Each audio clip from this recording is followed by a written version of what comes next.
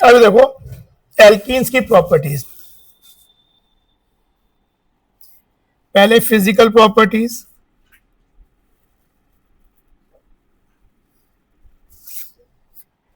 Alkenes as a class resemble alkanes in physical properties, बहुत कुछ वैसी ही होती हैं, boiling point, melting point, except in types of isomerism. एक तो इसमें मेन डिफरेंस क्या आता है कि एल्कीन्स में there is a possibility of geometrical isomerism, not necessarily always, but if a situation is like this, ऐसा हो, मतलब जब ये ग्रुप सेम ना हो और ये भी ग्रुप सेम ना हो, दोनों at the same time same ना हो, तो ये ज्योमेट्रिकल आइसोमेरिज्म शो करता है, हमने लास्ट क्लास में देखा था। तो ऐसी चीज एल्केन में नहीं थी। And difference in polar nature, alkanes almost non polar होते हैं, लेकिन एल्कीन्स में क्या होता है कि जो पाई इलेक्ट्रॉन क्लाउड है ये इनको स्लाइटली पोलर बना देता है। फर्स्ट 3 मेंबर्स जो लोअर मेंबर्स हैं गैसेज होते हैं, द नेक्स्ट 14 C1 से C3 गैसेज हैं। C1 तो होता ही नहीं है, इथीन तो मतलब मिथीन तो बहुत ही अनस्टेबल होता है, तो फर्स्ट 3 मेंबर मतलब एक्चुअली हो गया C2 से C4, फिर C5 से C15 लिक्विड्स हैं, और बियॉन्ड C15 सॉलिड्स।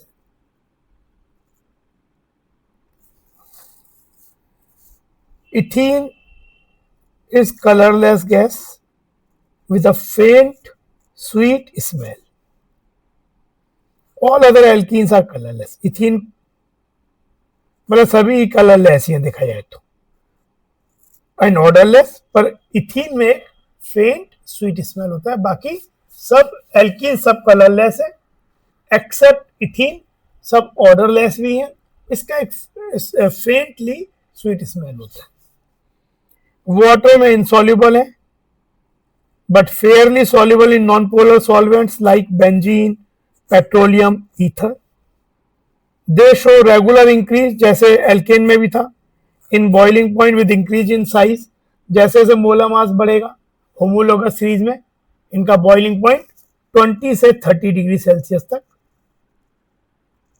राइज हो जाएगा, कि मोलर मास बढ़ता है तो वंडरबल फोर्स बढ़ते हैं, अब इंटरमोलिकुलर इंटरेक्शन बढ़ जाता है। हाँ, लेकिन अगर जैसे एल्केन में था कि एल्कीन सेम हो लेकिन उसमें आइसोमेरिज्म हो, स्ट्रक्चर आइसोमेरिज्म, तो जैसे जैसे मतलब मोलर मास सेम है एल्कीन का लेकिन उसमें ब्रांचिंग है, तो जैसे जैसे ब्रांचिंग बढ़ेगी molecule will take the spherical shape, उसका कॉन्टेक्ट एरिया कम हो जाएगा, सरफेस एरिया कम हो जाएगा, so the van der Waals forces will become weaker and the substance will become volatile and boiling point will become less. तो वही वाली बात, like alkanes, straight chain alkenes have higher boiling point than isomeric branch chain compounds. Other chemical properties,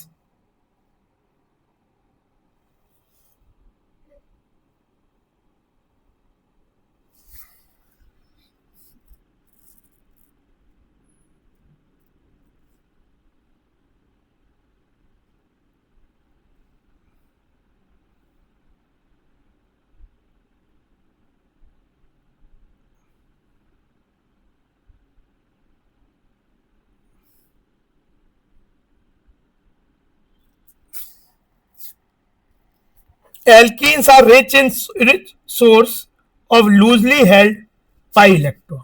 तो ये alkenes आपके ये pi bond ऐसा सोचें अगर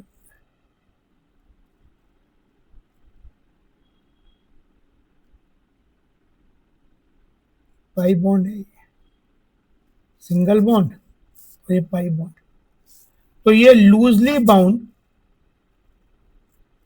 इलेक्ट्रॉन्स है relatively,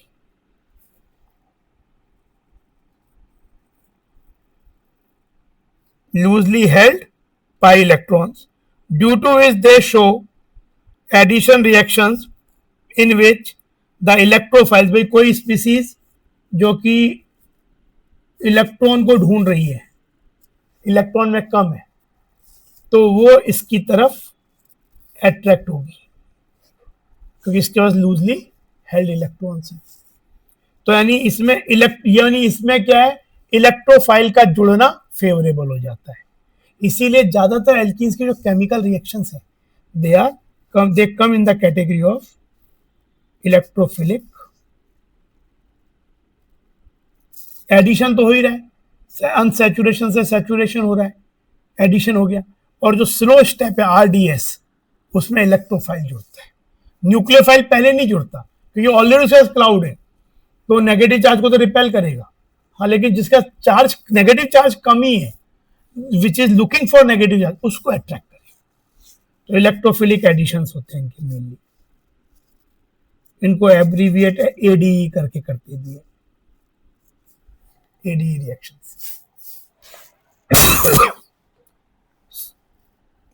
add to the carbon का double bond to form addition products. पहले तो इसमें एडिशन रिएक्शंस मेनली होती हैं, और उसमें भी जो टाइप है electrophilic addition the most prominent one. Some reagents also add by free radical mechanism, ये हम देखेंगे। कुछ फ्री रेडिकल एडिशंस भी होते हैं, इंपॉर्टेंट है।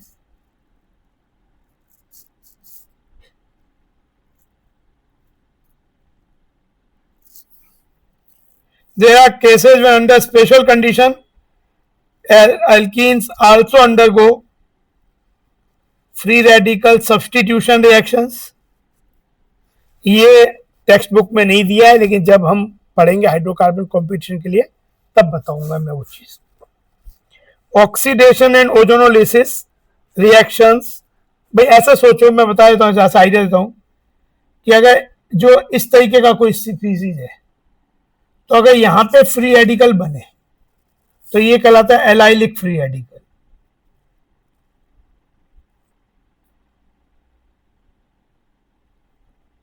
क्योंकि अगर ये एलाइलिक फ्री रेडिकल बनेगा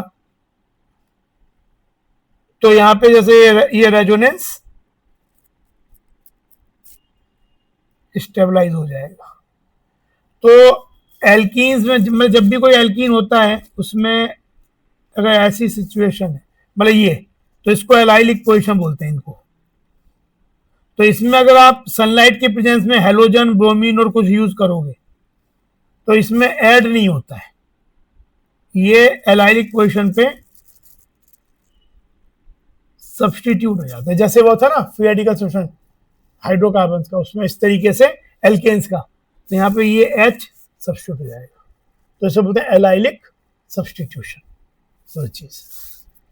तो ये है जब हम लोग जब कॉम्पिटिशन पॉइंट यूज पढ़ेंगे, तो जब हम लोग सब्सटीट्यूशन रिएक्शन ही पढ़ेंगे एल्केन्स की, उसी समय ये वाली रिएक्शन वहां पढ़ लेते हैं। फिर है oxidation of alkenes and ozonolysis, also quite prominent reactions of alkenes. अब एक एक करके रिएक्शंस देखते हैं।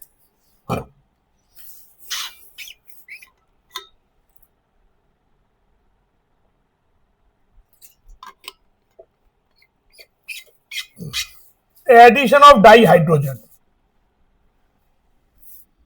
पहला रिएक्शन ये हम लोग पढ़ चुके हैं ऑलरेडी।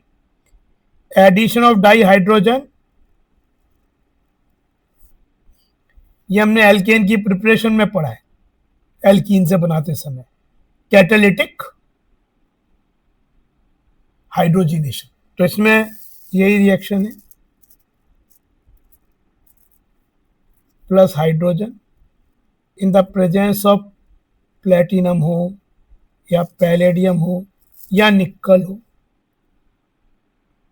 कैथेस्ट के रूप में हीट करेंगे। इसमें alkenes add up one molecule of hydrogen gas in the presence of finely divided nickel, palladium और platinum to form alkenes. तो हम पढ़ चुके हैं पहले. इवन एल्काइंस पे भी अगर ये करेंगे तो दो मॉलिक्यूल जुड़ जाएंगे and it will form ultimately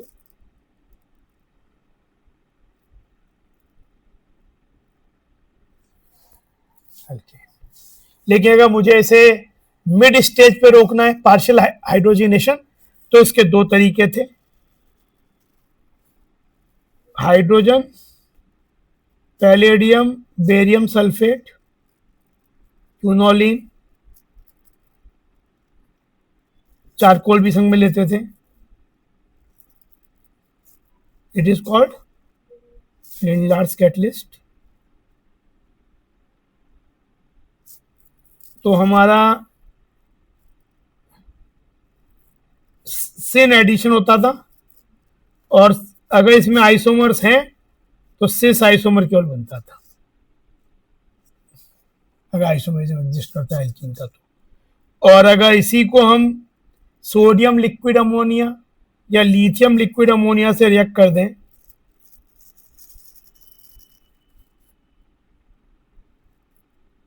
तब भी पार्शियल हाइड्रोजिनेशन होगा.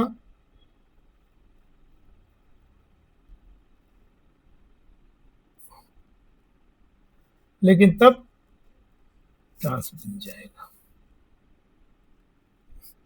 मान लो मैं आर आर डैश लिख देता हूं तो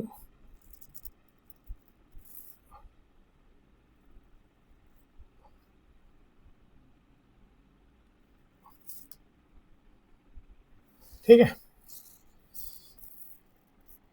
तो ये तो एडिशन ऑफ डाई हाइड्रोजन है जो ऑलरेडी हम पहले भी पढ़ चुके, तो मैंने रिकैप भी कर दिया जैसा. This reaction is not an electrophilic addition. ये इलेक्ट्रोफिलिक एडिशन ही इसका मैं कह रहे क्या होता है. इट इज नॉट एन मतलब यहाँ पे जो हाइड्रोजन है वो H प्लस और बन के नहीं जुड़ता, वो अलग तरह से होता है. वो हमने देखा बताया भी था मैंने कि उसमें क्या होता कि मेटल सरफेस पे हाइड्रोजन एडजॉर्ब हो जाता था पहले, फिर धीरे धीरे ये बॉन्ड टूटता था, ये बॉन्ड स्ट्रॉन्गर हो जाता था, ये टूट जाता था और फिर एल्कीन आके या एल्काइन आके उसको डिसॉल्व कर लेता था. इसीलिए ये रिएक्शन जो है ये वाले सिन एडिशंस होते हैं तो इनके सेम साइड में जुड़ते हैं हाइड्रोजन. अब अगला है एडिशन ऑफ हेलोजन्स.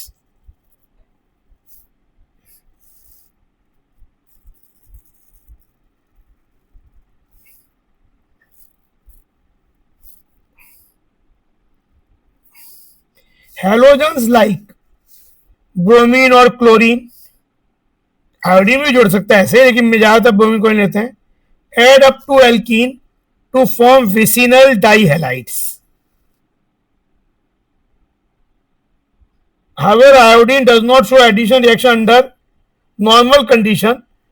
अब बुक के हिसाब से आयोडीन नहीं था तो आप यही लिख लो कि आयोडीन नहीं देता है. ब्रोमिनली एल्की वो आपका ब्रोमीन और क्योंकि बुक में लिखा ही अलग से तो ये बात लिखी है. However, आयोडीन मतलब बहुत स्लो हो जाता है. Does not show addition reaction under normal conditions. The reddish orange, भाई इसमें रिएक्शन क्या बोल रहा है, रिएक्शन ये बोल रहा है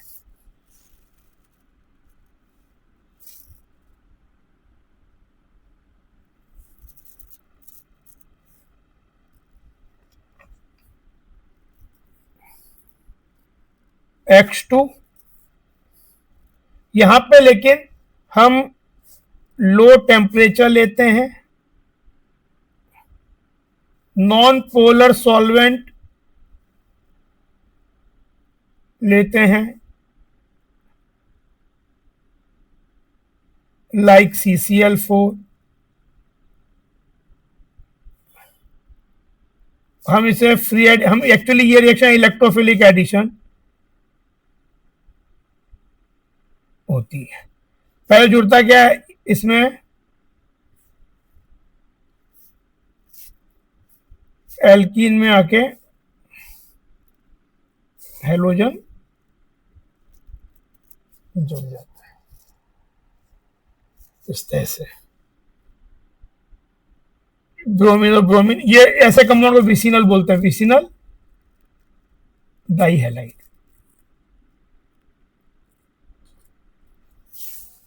it is known as vicinal die halide.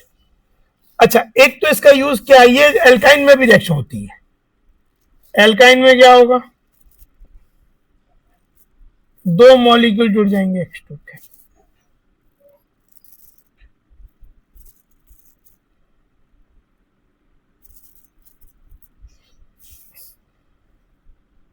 Vicinal टेट्राहेलाइड बन जाएगा।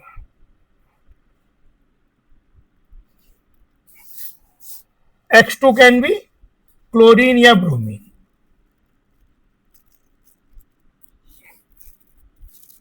यूज नॉट, आयोडीन इतना अच्छा नहीं होता, फ्लोरीन तो लेते ही नहीं है।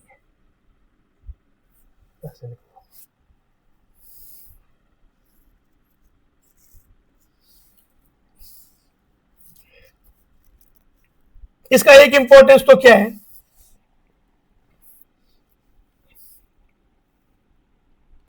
दिस रिएक्शन, हम ये पढ़ रहे हैं addition of halogens to alkenes. Halogens like bromine और chlorine add up to alkene to form vicinal dihalides. However, iodine does not show addition reactions under normal conditions. अब ये तो बता दिया इतना चीज, मैंने एल्काइन का भी संग बता दिया जाता। एल्काइन भी ऐसा ही बिहेव करता है। इसका एक यूटिलाइजेशन तो क्या है कि जो ब्रोमीन है, मतलब जब ये रिएक्शन ब्रोमीन के संग होती है, क्लोरीन वाला रिएक्शन वैसे ही होगा, पर क्लोरीन का वो पर्पस नहीं है जो ब्रोमीन का है। ब्रोमीन खुद रेडिश ब्राउन कलर का होता है, लेकिन ये जो कंपाउंड बनता है एडिशन कंपाउंड, ये कलरलेस होता है। तो अगर एल्कीन और एल्काइन, जैसे आपका ब्रोमीन सॉल्यूशन है वो रेडिश कलर का है, reddish orange colour, reddish brown colour का है, उसमें अगर आपने एक्सेस एल्कीन डाल दिया, एल्काइन डाल दिया, वो ब्रोमीन से रिएक्ट कर जाएगा और जो कंपाउंड बनेगा वो कलरलेस होगा। तो टेस्ट है ये एल्कीन एल्काइन का कि इन ब्रोमीन सॉल्यूशन में एक्सेस एल्कीन और alkyne is added, the reddish brown colour या reddish orange colour, not reddish, reddish orange colour of bromine solution gets decolourised. ये देखो डिस्चार्ज,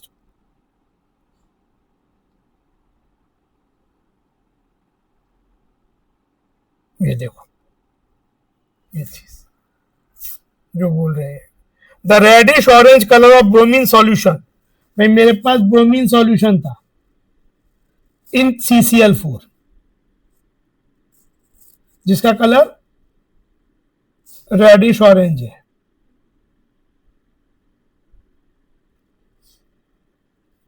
इसमें मैं एल्कीन ऐड करूं, एल्काइन भी चलेगा, पर ये एक्सेस में होना चाहिए जिससे पूरा रिएक्ट कर जाए। तो आप ये ऐड करोगे या ये कोई भी, this colour gets discharged, colourless हो जाएगा। तो इट्स अ टेस्ट ऑफ कि आपने जो ऐड किया कंपाउंड एल्कीन है या एल्काइन है। This reaction is used as a test for unsaturation. Unsaturation के टेस्ट के तौर पे यूज की जाती है डबल बॉन्ड या ट्रिपल बॉन्ड के लिए। Addition of halogens to alkene is an example of electrophilic addition. पहले बात तो रिएक्शन एक इलेक्ट्रोफिलिक एडिशन है involving cyclic halonium ion formation which you will, हम इसे हायर क्लासेज में नहीं पढ़ेंगे, हम इसे क्लास 12 में पढ़ेंगे। एक्चुअली इसका जब मैकेनिज्म पढ़े, इसमें होता क्या, जैसे ये एल्कीन है, जहां सा बताया तो ऐसे क्या चीज, ये हेलोजन है तो इस पे लोन पेयर है, सॉल्वेंट नॉन पोलर रखते हैं लाइक CCl4 या क्लोरोफॉर्म तो इसमें ये पाई इलेक्ट्रॉन क्लाउड है। ये क्या करता है, जब ये मॉलिक्यूल इसके पास आता है तो पाई इलेक्ट्रॉन क्लाउड इस बॉन्ड को रिपेल करके इधर माइनस डेवलप करता है, इधर प्लस डेवलप करता है। जब ये वाला क्लाउड इस इलेक्ट्रॉन पेयर को रिपेल करेगा, अब ये ये भी नॉन पोलर ही था, लेकिन जब ये पास में पहुंचेगा तो रिपल्शन के कारण इसमें पोलराइजेशन होगा। तो ये वाला जो पार्ट है, प्लस वाला पार्ट, धीरे धीरे टूट के ऐसे बन जाता है, मतलब ये आके यहां जुड़ जाता है एक प्लस फॉर्म में, लेकिन ये किसी एक सिंगल कार्बन पे ना जुड़ने के बजाय पूरे एक साइक्लिक स्ट्रक्चर बनाता है इस तरीके का। इसी को बोलते हैं साइक्लिक हेलोनियम आयन। अभी हम नेक्स्ट रिएक्शन तो देखेंगे, उसमें इलेक्ट्रोफाइल किसी एक कार्बन पे कंप्लीटली जुड़ जाता है, तो जिस पे जुड़ता है उसके दूसरे वाले पे C+ डेवलप हो जाता है, कार्बोकेटाइन। लेकिन यहाँ कार्बोकेटाइन नहीं बनता, इसीलिए इसमें रीअरेंजमेंट अगर होने की गुंजाइश में तो होता है, फिर इसमें फ्री कार्बोकेटाइन बनता नहीं है, इसमें ऐसा हेलोनियम बनता है। और फिर क्या होगा, फिर जो ये यहां क्या निकल गया, X- निकल गया, ये वाला X- बन के निकल गया। अच्छा, EM नॉन पोलर इसलिए लेते हैं कि ये रिंग काफी स्ट्रेंड है, 3 member ring is under strain, तो ये अल्टीमेटली ओपन होगा। तो ये स्लो स्टेप है इसका, this is the slow step. इसमें क्या हुआ, इसमें इलेक्ट्रोफाइल क्या जुड़ा, X+ which is electrophile add हुआ, इसीलिए इसको इलेक्ट्रोफिलिक एडिशन बोलते हैं। और फिर फास्ट स्टेप में क्या होगा, जो X- होगा वो इस रिंग को ओपन कर देगा। वो कैसे ओपन करेगा, वो किसी एक कार्बन पे अटैक करेगा और ये ऐसे मूव करेगा। तो इसका अटैक क्या होगा, इसका अटैक एंटी अटैक होगा। क्यों, जिस साइड ये चीज बनी हुई है उधर हिंड्रेंस है, तो ये अटैक इधर से नहीं होगा। मतलब एक एक्स अगर एक साइड में जुड़ रहा है तो दूसरा एक्स कार्बन दूसरे कार्बन के दूसरे साइड में जुड़ेगा, तो इसको बोलते हैं, जैसे वहां था सेम साइड में बोलते हैं सिन एडिशन, इसको बोलते हैं एंटी एडिशन। तो ये जुड़ के जब ये इसको ऐसे अटैक करेगा,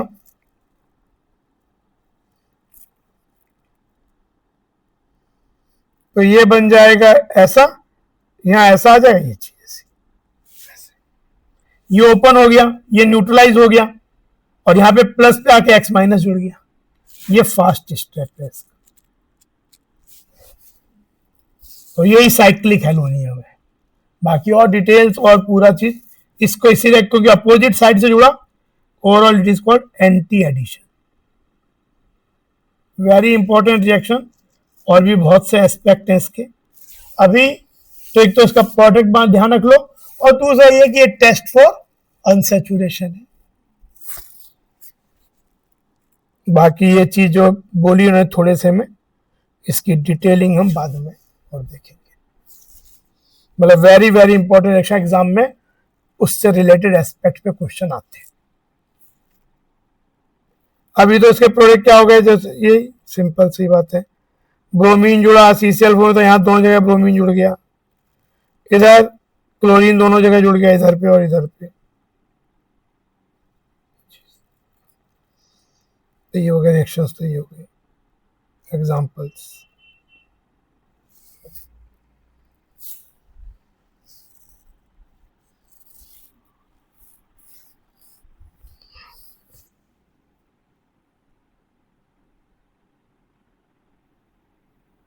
ठीक है, सुनिए। अब ये बहुत इंपॉर्टेंट रिएक्शन आ रहा है, मतलब बहुत ज्यादा एग्जाम के हिसाब से, तो आपका भी स्कूल एग्जाम के हिसाब से बहुत इंपॉर्टेंट जो हम पढ़ने जा रहे हैं। और वैसे भी ये बहुत इंपॉर्टेंट, यहाँ पे बहुत सी बातें समझ में आएंगी।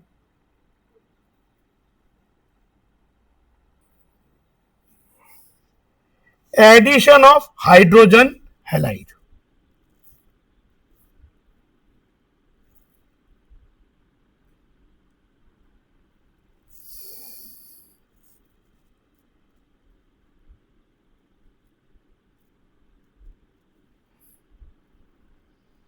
addition of HX, where HX can be HI, HBr, HCl, HF को यूजुअली अवॉइड करते हैं, इतना अच्छा रिएक्शन।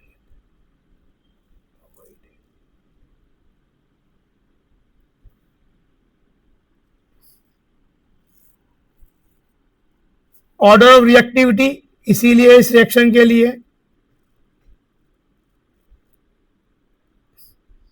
एच आई बॉन्ड ज्यादा इजीली टूट जाता है, H प्लस आसानी से बन जाता है, HI greater than HBr greater than HCl much greater than HF।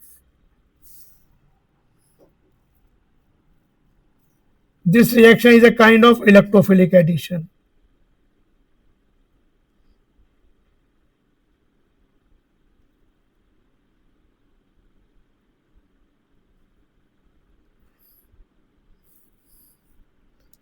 अब देखो इसका मैकेनिज्म समझो।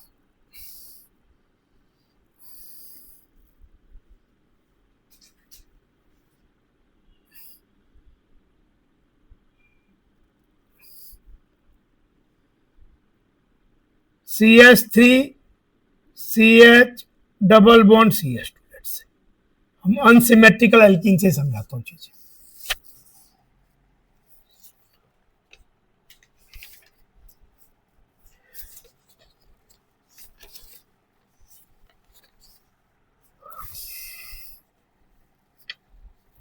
यहां पे हमने HX लिया,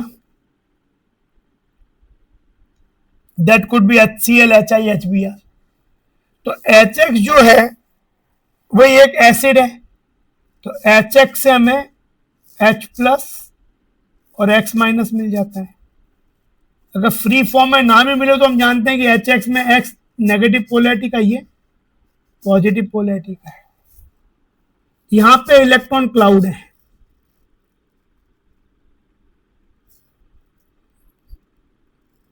हम बुक की तरह ही लिखते हैं कि बुक में क्या हुआ, HX से क्या बन गया, H प्लस और X माइनस। HI सबसे स्ट्रॉन्ग एसिड है इसलिए सबसे आसानी से H प्लस बना देगा, सोच लो। HF सबसे वीक है इसलिए सबसे मुश्किल से बनाएगा, इसलिए सबसे बेकार रिएक्शन रेट। अब H प्लस और X माइनस में, X minus is not the kind of species which alkene is looking for. Alkene का खुद ही नेगेटिव चार्ज है, क्लाउड है, X माइनस तो खुद नेगेटिव है, तो रिपेल हो जाएगा, H प्लस उसमें आके जुड़ेगा। एल्कीन स्टेबल है पर फिर भी H प्लस क्योंकि वो क्लाउड है उसके कारण जुड़ जाएगा। तो जब इसका जो पहला स्टेप होगा, फर्स्ट स्टेप मैकेनिज्म का, यही इसका रेट डिटर्मिनिंग स्टेप है, स्लो स्टेप है, यही इलेक्ट्रोफाइल का एडिशन है, फॉर्मेशन ऑफ कार्बोकेटाइन।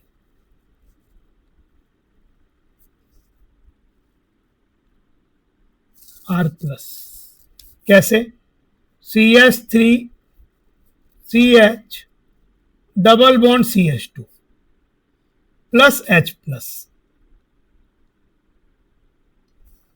तो देखो अब इसमें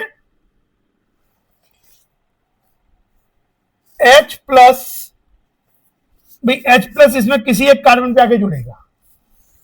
क्यों जुड़ेगा, जैसे कि ये वाला इलेक्ट्रॉन पेयर यहां से यहां मूव किया, क्लाउड है, इसके लिए ये जब पास पहले तो ये क्लाउड को देख के इसके बगल में आएगा, लेकिन जब पास में आ जाएगा तो इट विल डिमांड कि भाई मुझे कहीं पे जोड़ो। तो कहीं पे जोड़ने के लिए क्लाउड, वो इलेक्ट्रोमैग्नेटिक इफेक्ट जो पढ़ा था हमने, तो उसके ये पाई इलेक्ट्रॉन है वो एक कार्बन से दूसरे पे मूव करेगा। मान लो ऐसे मूव किया तो H यहाँ पे माइनस बन जाएगा, यहाँ पे प्लस बन जाएगा, तब तो H कहाँ पे आके जुड़ेगा, इस वाले पे। तो अगर ऐसे मूव कर, एक तो पॉसिबिलिटी ये है,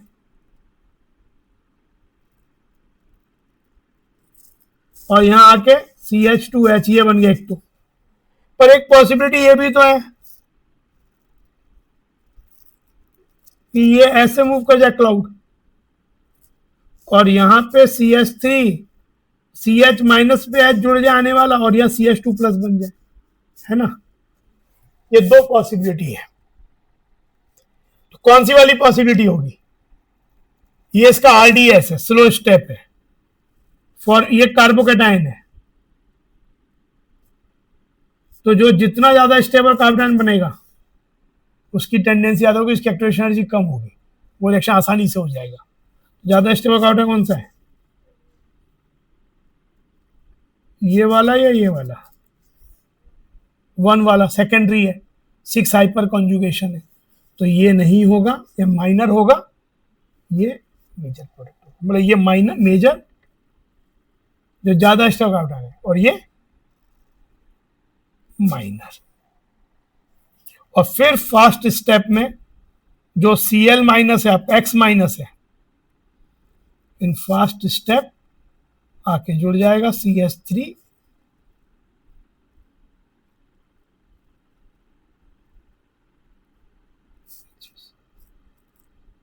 टू हेलो प्रोपेन बन गया। ये मेजर, और ये वाला इससे जो बनेगा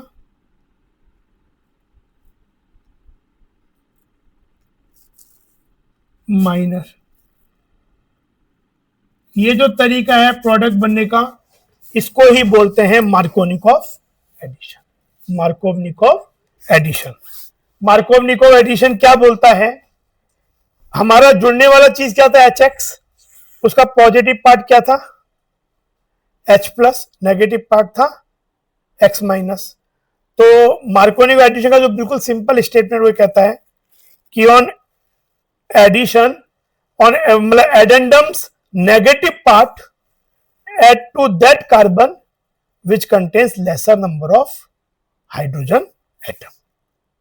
जैसे HX का X माइनस कहां गया, जिसपे कम हाइड्रोजन है बीच वाले कार्बन पे। तो उसका एक्चुअली अल्टीमेट लॉजिक वो है कि वो इस तरह से जुड़ेगा कि वो जो दो चॉइसेस हैं उसमें ज्यादा स्टेबल कार्बोकेटाइन बने। तो जहां पे कार्बोकेटाइन बनेगा उसके दूसरे वाले पे वो जुड़ेगा X माइनस। तो इसलिए तो यहां पे कार्बोकेटाइन ज्यादा स्टेबल कौन सा था, ये वाला था, तो यहां जुड़ा। तो पॉजिटिव पार्ट ऐसे हो सकता है, positive part attach to that carbon which contains greater number of hydrogen, ऐसे भी स्टेट कर सकते हो। और वैसे बिल्कुल लॉजिकल बात ये है कि acts in such a manner, electrophile from that addendum acts to in such a manner so that makes a more stable carbocation. अच्छा, दूसरी बात ये है कि कार्बोकेटाइन बन गया तो रीअरेंज भी हो सकता है कभी कभार, टू मोर स्टेप, जो लास्ट क्लास में बताया था मैंने कि बगल वाले कार्बन से हाइड्रोजन शिफ्ट हो सकता है, हाइड्राइड या एल्काइल शिफ्ट भी हो सकता है, जिससे और स्टेबल बन जाए, अगर पॉसिबिलिटी है। यहां पे नहीं है क्योंकि यहां पे तो हाइड्रोजन शिफ्ट होगा तो यहां पे प्लस कम स्टेबल बन जाएगा। इस वाले में शिफ्ट हो सकता है, देखा है तो इस वाले में ये वाला अगर यहां बना, ये बना, तो इधर शिफ्ट हो सकता है, पर वो वाला प्रोडक्ट हम ऑलरेडी बना ही चुके हैं, तो मेजर तो बन ही रहा है, तो माइनर दूसरा बना दिया। पर ऐसा यहां पे शिफ्टिंग हो सकती है, अगर ये ऐसा कुछ ऐसे हो सकता है कि ये वाला बना फिर शिफ्ट होके भी वही वाला बन गया, इसलिए बहुत कम बनता है। और इस तरीके के एडिशन बोलते हैं मार्कोनिकॉफ एडिशन। जैसे अगर इसमें मान लो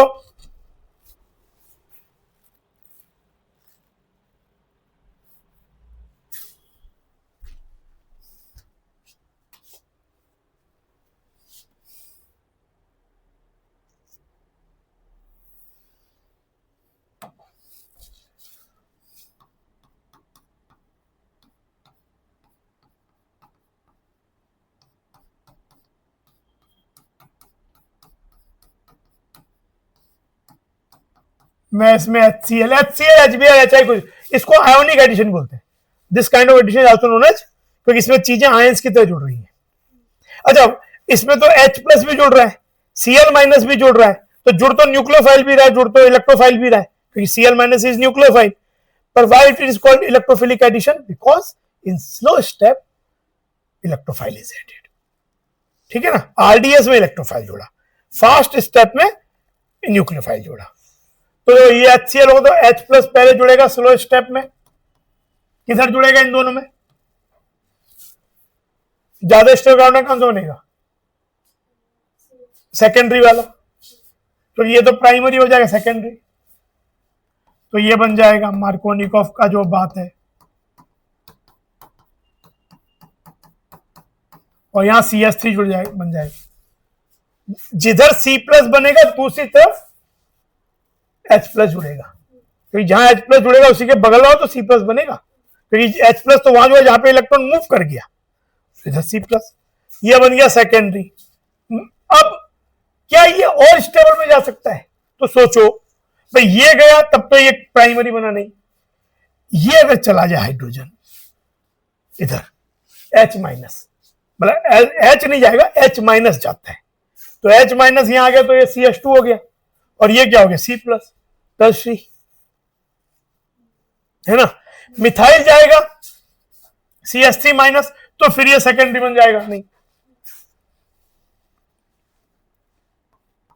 ये हो गया, इसको बोलते हैं 1,2 हाइड्राइड शिफ्ट रीअरेंजमेंट, से ये बन जाएगा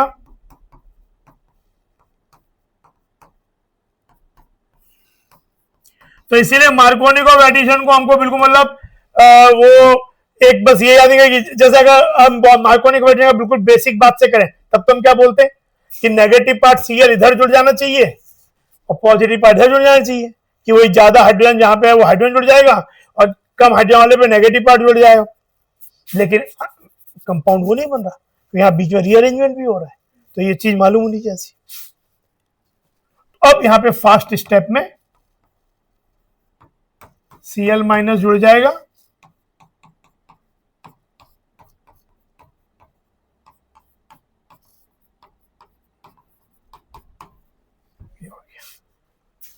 this is your major, but that only you can understand if you know the whole mechanism, rearrangement, वो सब चीजें मालूम, बहुत बेसिक रिएक्शन है, मतलब जब पढ़ोगे तो ये मतलब आता बहुत है, पर फिर भी बहुत ही मतलब बिना पढ़े आप कंप्यूटर एग्जाम नहीं जाते सब, तो ये चीज है, तो रीअरेंजमेंट और ये सब चीजें, और बाकी अभी तो बेसिक आपको बातें चाहिए, जो अभी तो उन्होंने ये क्वेश्चन रीअरेंजमेंट वाला क्लास में तो दिया भी नहीं है, अभी पूछेंगे भी नहीं आपसे। देखो हाँ, कौन सा वाला, और ये जो हम बताता, पहले ये देख लो एक बार, वो हट जाएगा नहीं, ये चीज उस जगह छोड़ दो, उसके लिए ये लिख लो पहले, ये एक एग्जांपल, फिर मैं वो दिखा देता हूँ, फिर पहले बुक से पढ़ भी लेते हैं, उसके बाद बुक क्या कह रहा है।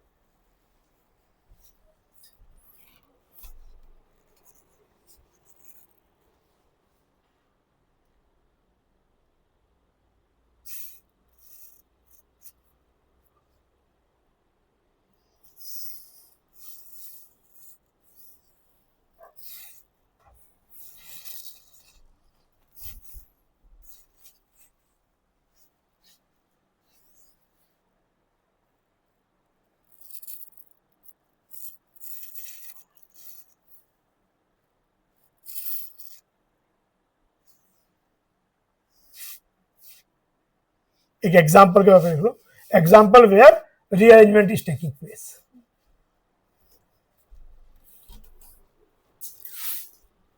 और कहीं पे अगर ये ऐसा होता, एक चलो इसी में एकदम मैं लास्ट क्लास में इस बात को डिस्कस किया था,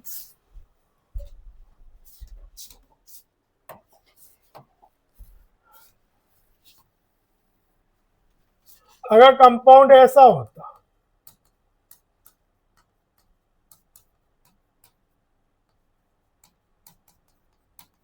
इसमें HBr लिख देता हूं, तो पहले स्लो स्टेप में H प्लस जुड़ता, इलेक्ट्रोफाइल, यही इलेक्ट्रोफिलिक एडिशन है, पहला स्टेप फॉर्मेशन ऑफ कार्बोटाइन, तो ये वाला कार्बोटाइन बनता मार्कोनिकॉफ एम में, इसको वो ये रिएक्शन मार्कोनिकॉफ एडिशन,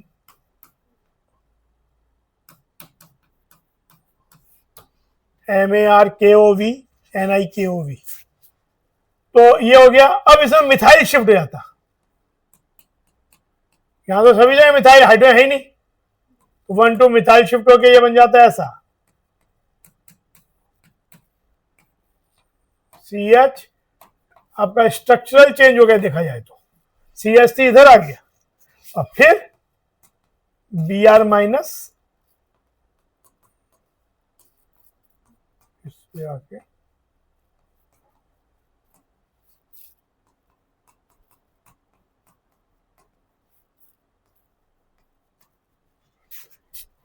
प्रोडक्ट ये बन जाता था।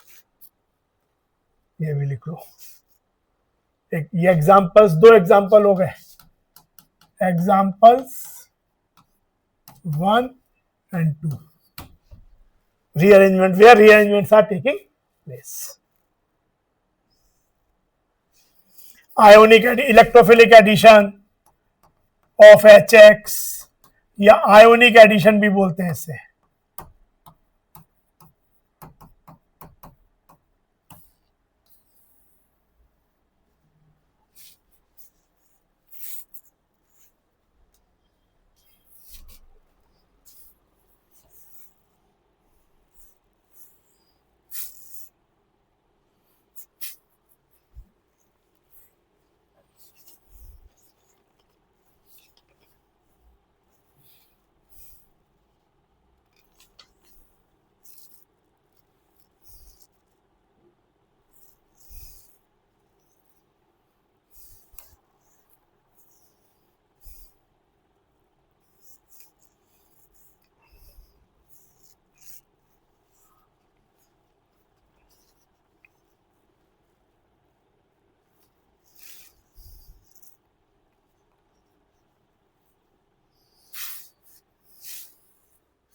समझ में से बात?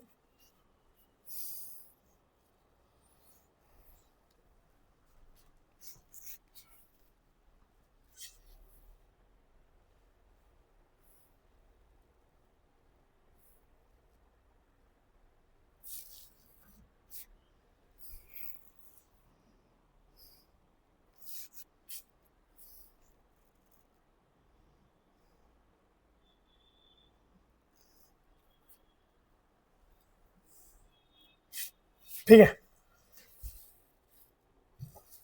पहले ये देख लो एक बार,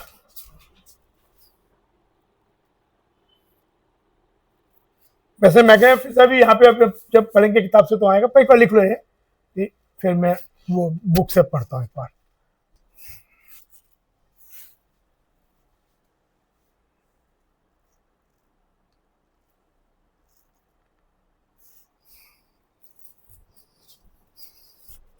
अनसिमेट्रिक का क्या मतलब कि दोनों कार्बन जो डबल बॉन्ड वाले हैं वो एक जैसे, जैसे इथीन है, इथीन में दोनों में कहीं भी जुड़े एक ही बात है, या 2 ब्यूटीन है, 1 ब्यूटीन सिमेट्रिक नहीं है पर 2 ब्यूटीन सिमेट्रिक है, तो सिमेट्रिक में तो इश्यू ही नहीं है, कहीं भी जुड़ जाए किधर ही, ठीक है। अनसिमेट्रिक में देखना पड़ता है कौन सा चीज कहां जुड़ा, तो प्रोपीन अनसिमेट्रिक है, तो लिखो, फिर हम बुक का एक बार पढ़ते हैं।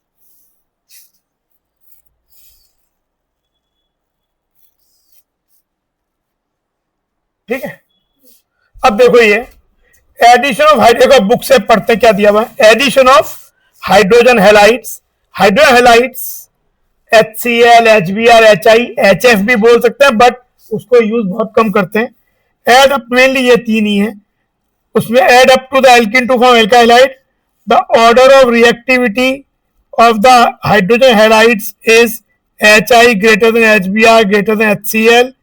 Like addition of halogens to alkenes, addition of hydrogen halides is also an example of electrophilic addition reaction.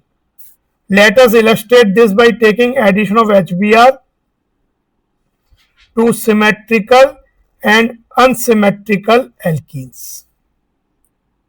Addition of reaction HBr to symmetrical alkenes, जैसे HBr, HCl, HI कोई भी हो सकता है. Similar groups attached to the double bond takes place by electrophilic addition mechanism. ये हुआ, ये दोनों कहीं भी जुड़ गया कोई फर्क नहीं पड़ता. जैसे ये था, एक जगह H जुड़ गया, एक जगह Br जुड़ गया. इसमें भी एक जगह H जुड़ गया, एक जगह Br जुड़ गया. एडिशन रिएक्शन हो रहा वो भी वही है, वैसे तरीके से ही है, लेकिन ये पता नहीं चल पा रहा, डिस्टिंग्विश नहीं कर पा रहे. लेकिन addition reaction of HBr to unsymmetric alkene, Markovnikov rule. How will HBr add to propene? Propene is an unsymmetric alkene. The two possible products are 1 and 2. देखो ये देखो, ये प्रोपीन है, जो बात मैं डिस्कस कर चुका हूं, ठीक है ना. तो अगर मान लो प्रोपीन में H प्लस जुड़ रहा है, तो H प्लस इधर जुड़ा, मतलब एक बार पहले तो सीधे HBr ही जोड़ दिया, एक बार Br यहां जोड़ दिया, H यहां जोड़ दिया, एक बार Br यहां जोड़ दिया, H यहां जोड़ दिया. तो अब बात है कि भाई कौन सा चीज बनेगा, क्या दोनों ही बन जाएंगे बराबर क्वांटिटी में, या कोई प्रेफर करेगा किसी के ऊपर. Markovnikov, a Russian chemist, made a generalization in 1869 after studying such reactions in detail. These generalizations led Markovnikov to frame a rule called Markovnikov rule. The rule suggests या states that negative part of the addendum, negative part कौन सा यहाँ पे, Br minus, Cl minus, I minus, addendum मतलब adding molecule, gets attached to that carbon atom which possesses lesser number of hydrogen atom. Then according to this rule, product 1 that is 2 bromopropane, क्योंकि यहाँ पे क्या है, यहाँ पे कम hydrogen है, यहाँ ज्यादा हाइड्रोजन है ना, तो Br इधर आके जुड़ेगा, तो यानी ये मेजर हो गया. As per Markovnikov.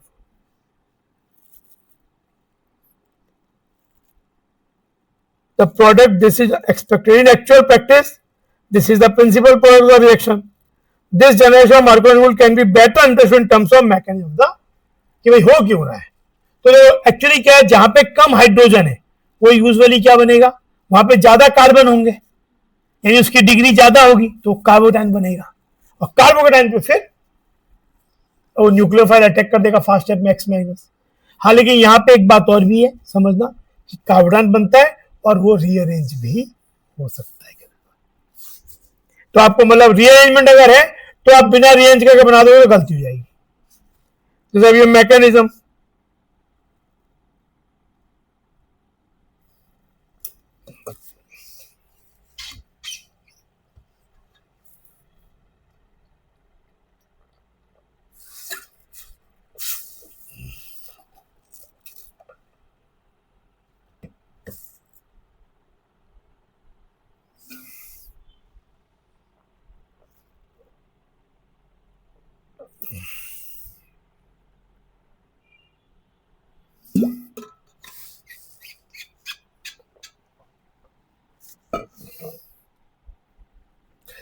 Hydrogen bromide provides an electrophile H plus. भाई आपके पास जो HBr है, ये पहले क्या करेगा, H प्लस देगा, और HBr ही नहीं, HI भी यही करेगा, HCl भी यही करेगा. HI सबसे बेहतर वे में करेगा, HBr उससे कम, HCl उससे कम, HF बहुत कम, क्योंकि जितना स्ट्रॉन्गर एसिड होगा H प्लस ज्यादा मिलेगा. ये H प्लस और Br माइनस में पहले एल्कीन इज नॉट इंटरेस्टेड कि Br माइनस अटैक करे, क्योंकि already it has its share of electron cloud, तो Br माइनस को इलेक्ट्रॉन क्लाउड रिपेल कर देगा, H प्लस को अपनी तरफ लेगा, तभी that's why it is called electrophilic addition. तो H प्लस जब इसके पास जाएगा, इसका स्लो स्टेप है RDS, की स्टेप यही है, यहीं पे सब चीज हो रही है. तो अगर मूवमेंट ऐसा हुआ तो ये माइनस बन गया, ये प्लस बन गया, तो ऐसा चीज बन जाएगा। मतलब ये अगर मैं ए बोल दूं, ए नहीं, ये बी वाले के लिए, बी वाला ऐसे बन रहा है कि ये प्लस बन गया, माइनस पे आके सी एस सी जुड़ गया, बी आर माइनस ये। और अगर मूवमेंट ऐसा हुआ,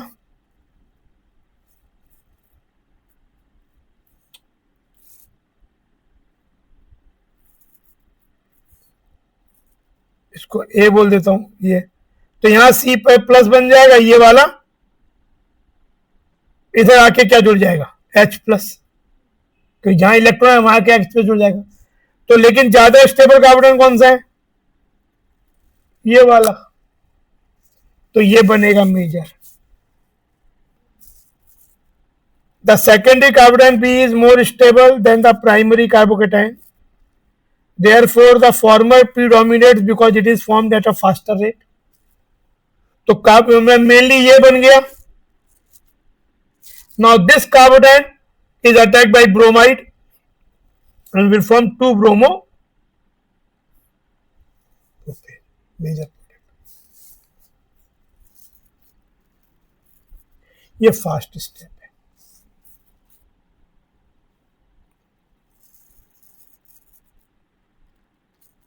समझे? HCl भी ऐसे ही, HBr भी ऐसे ही, HI भी ऐसे ही। HF अच्छा रिएक्शन, HF भी देगा ऐसे ही, बट वो बहुत स्लो देगा, तो कम कर लीजिए। अब तो ये तो इलेक्ट्रोफिलिक एडिशन हो गया, आयोनिक एडिशन हो गया। अब इसी में एक चीज है कि there is an interesting story about that, कि जो उस खरास करके एक केमिस्ट हुआ करते थे, तो जब मार्कोनिकोव एडिशन और ये सब प्रोडक्ट दिए गए, तो खरास एंड उनका एक वो था assistant Mayo, they were checking this, they were just examining this experiment, जो कि मार्कोनिकोव ने अपनी फाइंडिंग्स बताई थी कि प्रोपीन को अगर HBr से रिएक्ट करेंगे तो, या HX से रिएक्ट करेंगे तो major product will be 2 halo propene बनेगा। तो they were doing it with HBr कर रहे थे। तो उन्होंने दिन के टाइम में प्रैक्टिकल किया, दे गॉट 1-2 प्रोपेन, जो कि प्रोडक्ट एक्सपेक्ट कर रहे थे वो। तो प्रोडक्ट अब 2 1 कैसे ना, उनके फिर वो बॉइलिंग पॉइंट और भी चीजें उसे चेक करते हैं, पर 2 मिला जो मार्कोनिकोव ने कहा।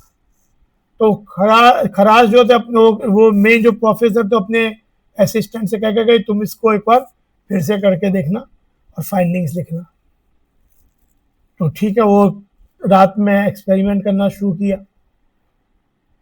वो अपना आराम से खिड़की खोल ओर के लैब की, and he got the product 1 bromo propane, जो कि उनकी और मार्कोनिकोव की फाइंडिंग्स और जो दिन में फाइंडिंग्स आई उससे अलग थी। उन्हें 1 ब्रोमो प्रोपेन मेजर मिला उसे। अगले दिन उसने बताया प्रोफेसर को, तो बोले अरे फिर उन्होंने बनाया, they got 2 bromo propane again. रहे तुम सही से एक्सपेरिमेंट करना, ऐसा क्या कर रहे हो? तो again he did same experiment in the night, same way, got 1 bromo propane. तो 1-2 दिन चलता रहा। तो फिर सर ने उसको पास बैठाया, बोला भाई तुम एक्सपेरिमेंट करने से किन कंडीशंस में काम कर रहे हो? जैसे कि आप चाहते हैं मैं खाना वाना खा के खिड़की खोल के एक्सपेरिमेंट करना शुरू कर देता हूँ। देन दे रियलाइज्ड कि मायो जो एक्सपेरिमेंट कर रहा था, it was the conditions when the in atmosphere free radicals are quite active.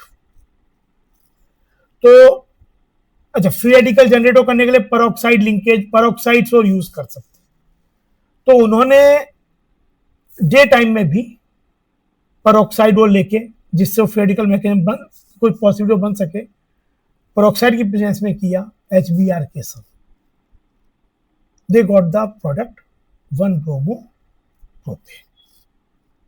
तो अब हम समझते हैं कि वो, तो यानी ये जो रिएक्शन है, अच्छा HCl HI HF इसके संग चाहे पेरोक्साइड लो चाहे ना लो, the reaction will be ionic addition, जैसा मार्कोनिकॉफ कहता है।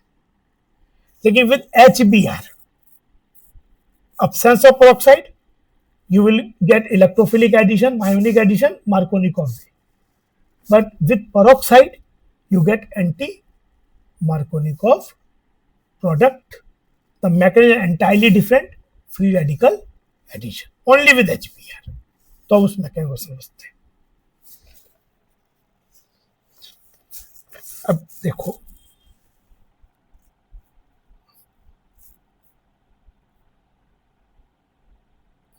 एंटी मार्कोनिकोव एडिशन और पेरोक्साइड इफेक्ट और खरास इफेक्ट।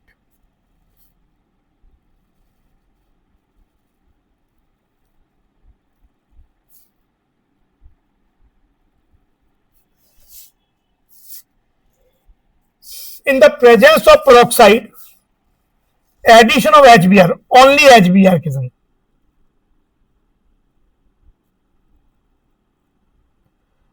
मैं क्या बताऊंगा कि HCl और HF और HI क्यों फेल हो जाते हैं, लेकिन होता only HBr।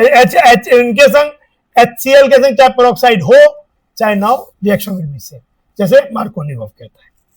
In the presence of peroxide, addition of HBr to unsymmetrical alkenes like propene takes place contrary to the Markovnikov rule. This happens only with HBr, but not with HCl and HI, और HF तो नहीं है।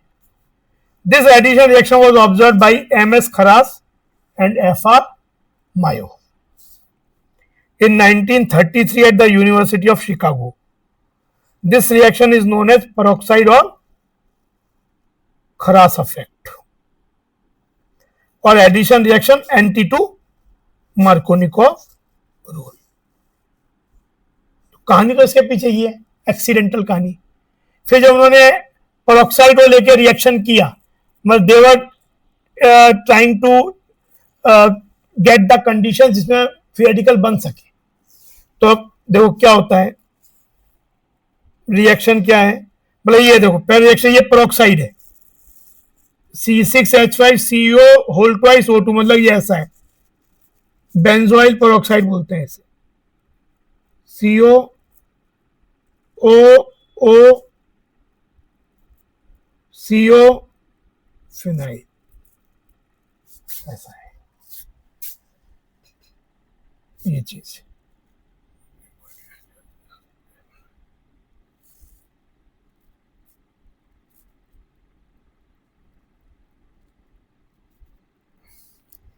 Peroxide link बहुत weak link होता है, तो बहुत easily free radical में कन्वर्ट हो जाता है, होमोलिटिकली टूट जाता है। तो पेरोक्साइड है, आप H2O2 भी ले सकते हो, उससे भी काम चलेगा। तो रिएक्शन तो ये है, CH3CS double bond CH2 plus HBr, benzoyl peroxide या H2O2, कोई एक से काम चल जाएगा और ये बन जाएगा anti Marko. CS major product will be CH3 CH2 CH2Br, पर ये अगर विदाउट पेरोक्साइड होता तो major product would have been according to Markovnikov कि negative part goes to the carbon which contains lesser hydrogen, या positive part goes to the carbon which contains greater hydrogen, पर यहाँ पे तो उल्टा हो रहा है, तो एंटी मार्कोनिकॉफ है। हाँ, लेकिन अगर यही HCl होता, HI होता, HF होता, तो चाहे पेरोक्साइड लो ना न लो, मार्कोनिकॉफ वे में ही हो। अब इसका मैकेनिज्म समझो।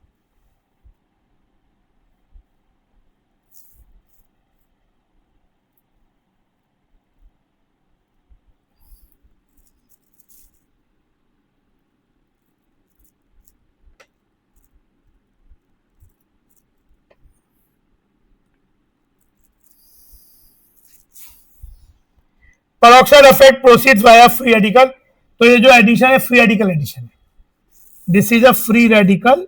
जो पेरोक्साइड इफेक्ट है या एंटी मार्कोनिकॉफ एडिशन है, that was electrophilic addition, but this is a free radical addition. पहला चेन इन, वही जब भी फ्री रेडिकल मैकेनिज्म आएगा chain initiation, chain propagation, chain termination. तो ये जो बेंजोइल पेरोक्साइड आपके पास है, फिनाइल,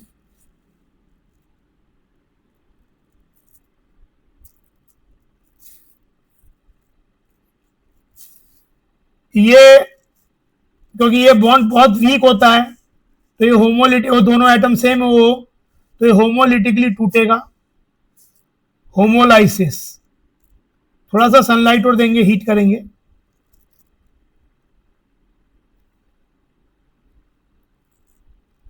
पीएच, सीओ ओ, और ये भी 2 मॉलिक्यूल बन जाएंगे इसके। ये बेंजोइल पेरोक्साइड है।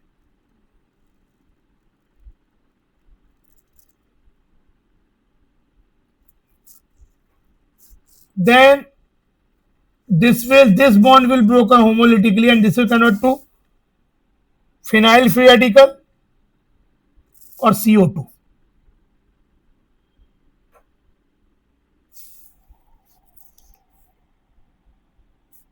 फिर जो ये फिनाइल फ्री रेडिकल बन गया,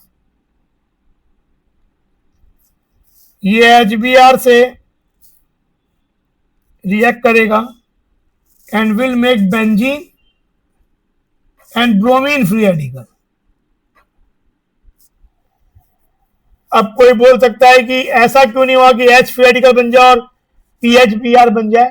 तो रीजन है कि CH bond is stronger than CBr bond, तो यानी Br फ्री रेडिकल बनेगा। ये भी इनिशिएशन ही चल रहा है। अब मेन स्टेप आता है CPS। ये दोनों इनिशिएशन स्टेप है।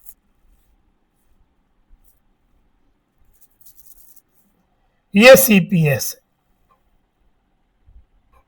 ये CPS।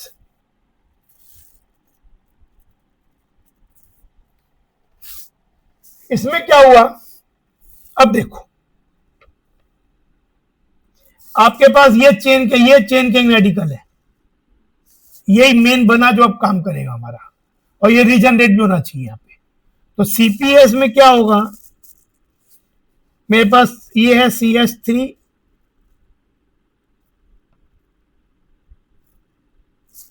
एक इसमें चॉइस है कि Br फ्री रेडिकल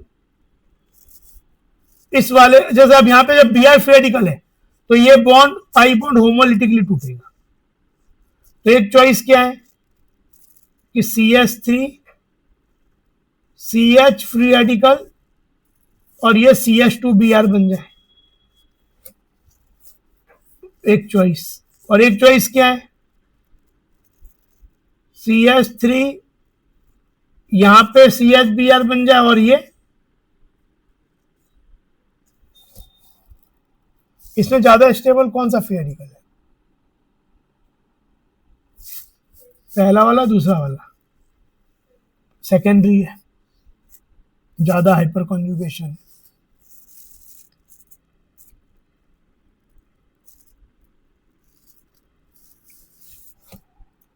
यानी रिएक्शन इसके, ये स्लो स्टेप है इसका, यानी रिएक्शन इसके थ्रू जाएगी। देखो यही तो बात उलट गई, Br जुड़ गया उधर, और अब ये जो CH3 CH CH2Br है, ये फिर HBr से रिएक्ट करके ये फास्ट स्टेप होगा, बना देगा CH3 CH2 CH2Br, और Br फिर से रीजनरेट हो जाएगा, जो होना भी चाहिए था। तो देखो प्रोडक्ट उल्टा बन गया ना, पर ये एडिशन इलेक्ट्रोफिलिक नहीं हुआ, ये फ्री रेडिकल के थे। अच्छा, अब ये दोनों स्टेप चलते जाएंगे CPS के, यहां पे 3-4 बोल दो, 3 and 4 step, this will continue. तो ये हो गया। लेकिन अच्छा अब क्या है कि HCl HI के संगे फेल क्यों होता है? इस स्टेप की सक्सेस इस बात पर डिपेंड करती है कि ये दोनों स्टेप आराम से हो जाए। तो होता क्या है कि विद HCl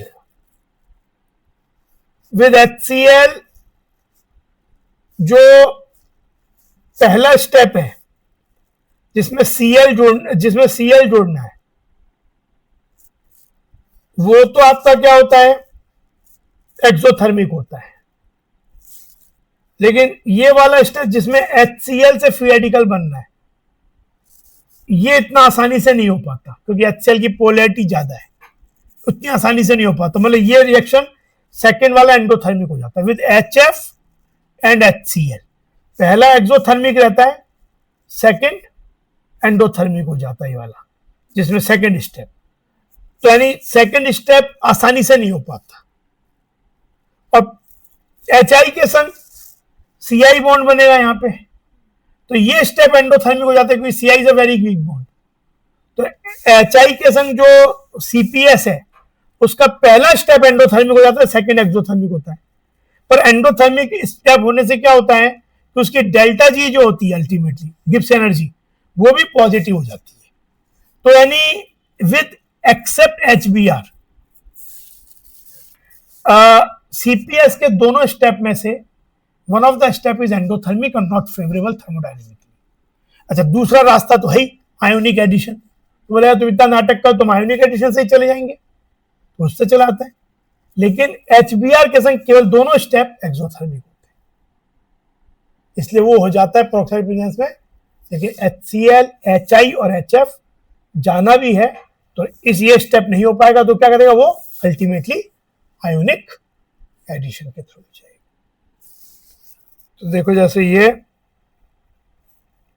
पढ़ लेते हैं आगे, और ये हो गया तो बता ही दिया मैंने, ये माइनर प्रोडक्ट बना दिया इन्होंने, ये माइनर बना दिया। The secondary free radical obtained in the above mechanism, step 3 is more stable than the primary. This explains the formation of 1-bromopropane as the major product. It may be noted that peroxide effect is not observed in addition of HCl and HI and HF as well. HF तो ले लिया इसलिए बात ही खत्म हो गई। This may be due to the fact that the HCl bond being stronger than HBr bond is not cleaved by the free radical। वही कि मतलब ये बॉन्ड स्ट्रॉन्ग होने के कारण फ्री ये जो दो स्टेप थे जिसमें सेकंड स्टेप में फ्री रेडिकल बनना था Br CPS का, वो नहीं बन पाता, वो एंडोथर्मिक हो जाता है। और CI में पहला स्टेप नहीं बन पाता, वो HI में CI बॉन्ड नहीं बन पाता। केवल HBr ऐसा जो दोनों चीजें आसानी से हो जाती। Not cleaved by free radical, whereas the HI bond is weaker and iodine free radicals combine to form iodine molecules instead of adding to the double bond। तो मतलब मेनली बात ये है कि ये केवल HBr के संग ही सक्सेसफुल होता है।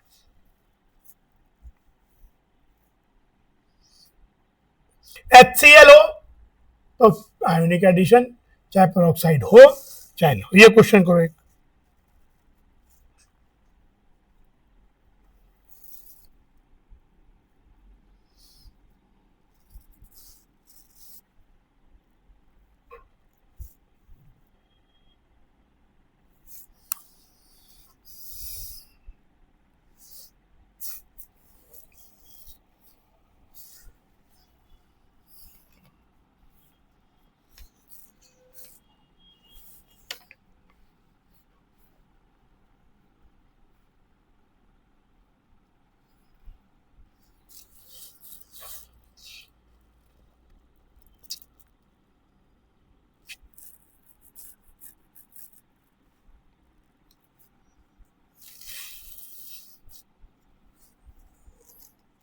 Write IUPAC names of the product obtained by addition reaction of HBr to hexavalene।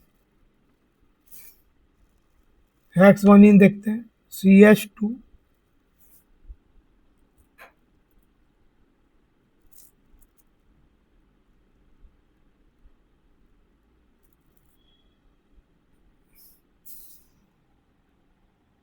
HBr जोड़ रहे हैं, कोई पेरोक्साइड वो नहीं है तो क्या होगा मार्कोनिकॉफ वे में, तो यहां पे Br आ जाएगा, तो CH3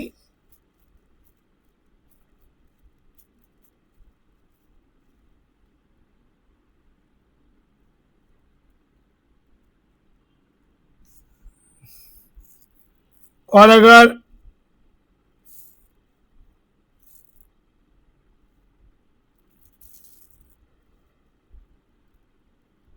HBr peroxide कर दिया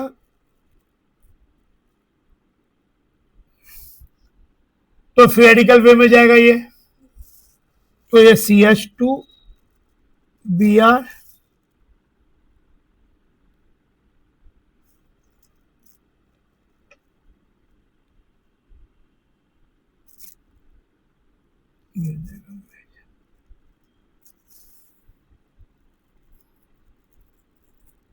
ये हो गया 2 ब्रोमो हेक्सेन, ये हो गया 1 ब्रोमो हेक्सेन।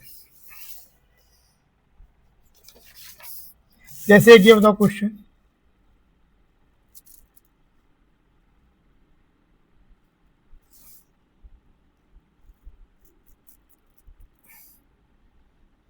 मेजर बनाना हर केस में।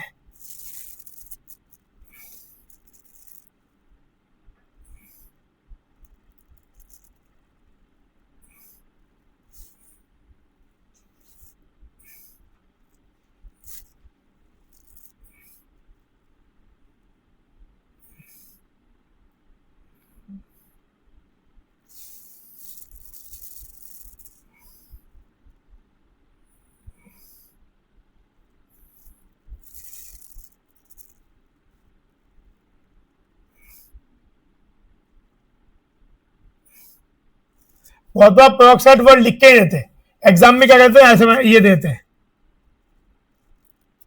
तो बहुत से बच्चे तो यही ढूंढते आते हैं कि ये मतलब क्या दिया है,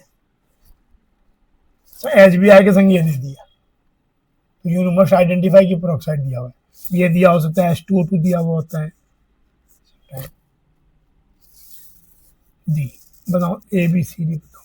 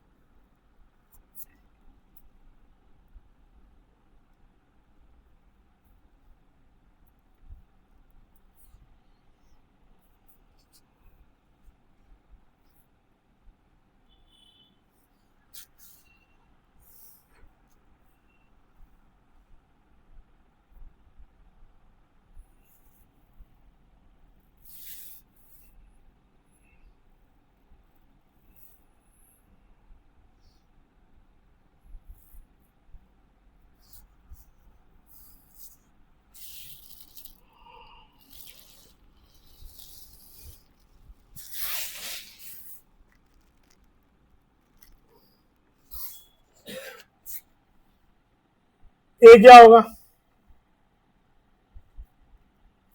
HCl केवल है, कुछ भी नहीं दिया होगा, मार्कोनिक एसिड तो मार्कोनिक ही दिखाएगा, तो क्या होगा, यहां पे अगर बनेगा कार्बोडाइन तो टर्सरी बनेगा, इधर बनेगा तो सेकेंडरी बनेगा, तो पहले H प्लस कहां जुड़ेगा, ऐसे जुड़ेगा कि इस वाले पे जुड़ जाएगा, जिससे ज्यादा स्टेबल,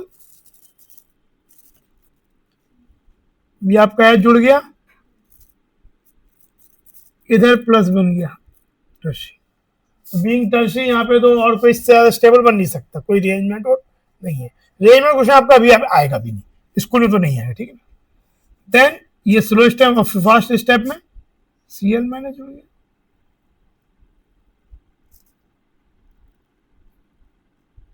मार्कोनिकॉफ वे में बन भी रहा है बात कि जो पॉजिटिव पार्ट है वो वहां चला है जहां पे ज्यादा हाइड्रोजन है, या नेगेटिव पार्ट वहां चला है जहां पे कम हाइड्रोजन है, तो ये हो गया major as per Markovnikov.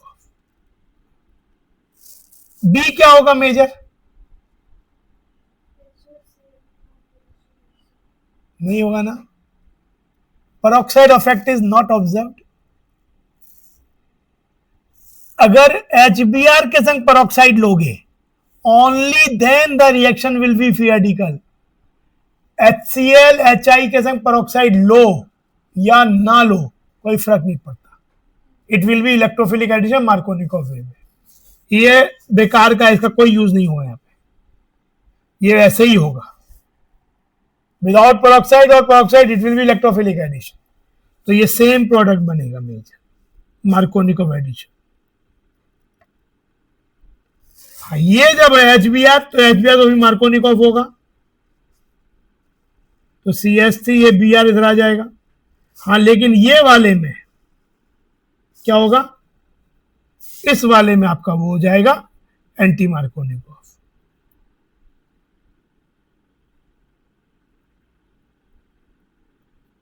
Br यहां आ जाएगा, समझे?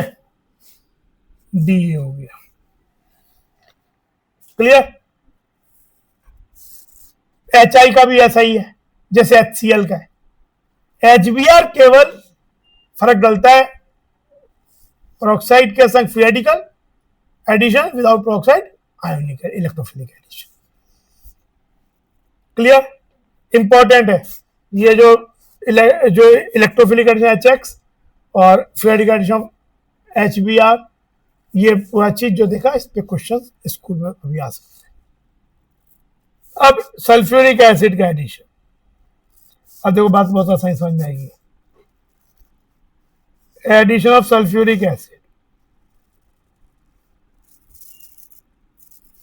ये भी इलेक्ट्रोफिलिक एडिशन होगा, H2SO4,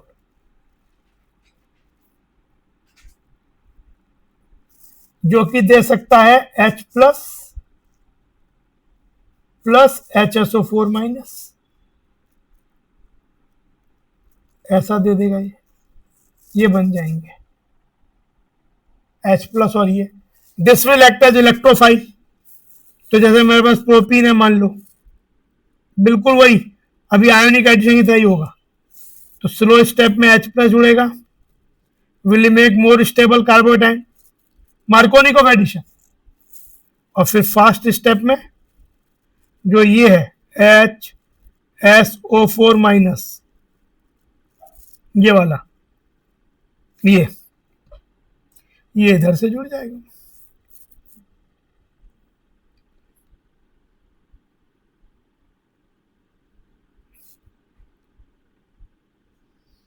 ये प्रॉब्लम है, यही बना है, देखो यहाँ पे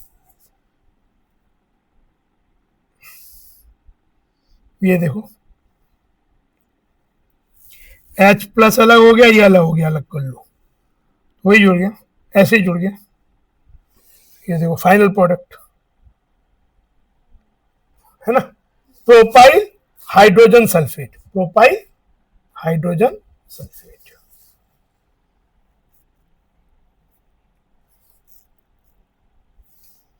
इलेक्ट्रोफिलिक एडिशन बिल्कुल उसी तरीके से होगी।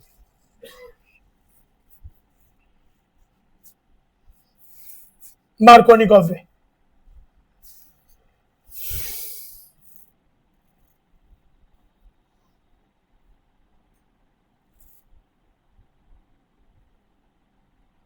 ठीक है समझे?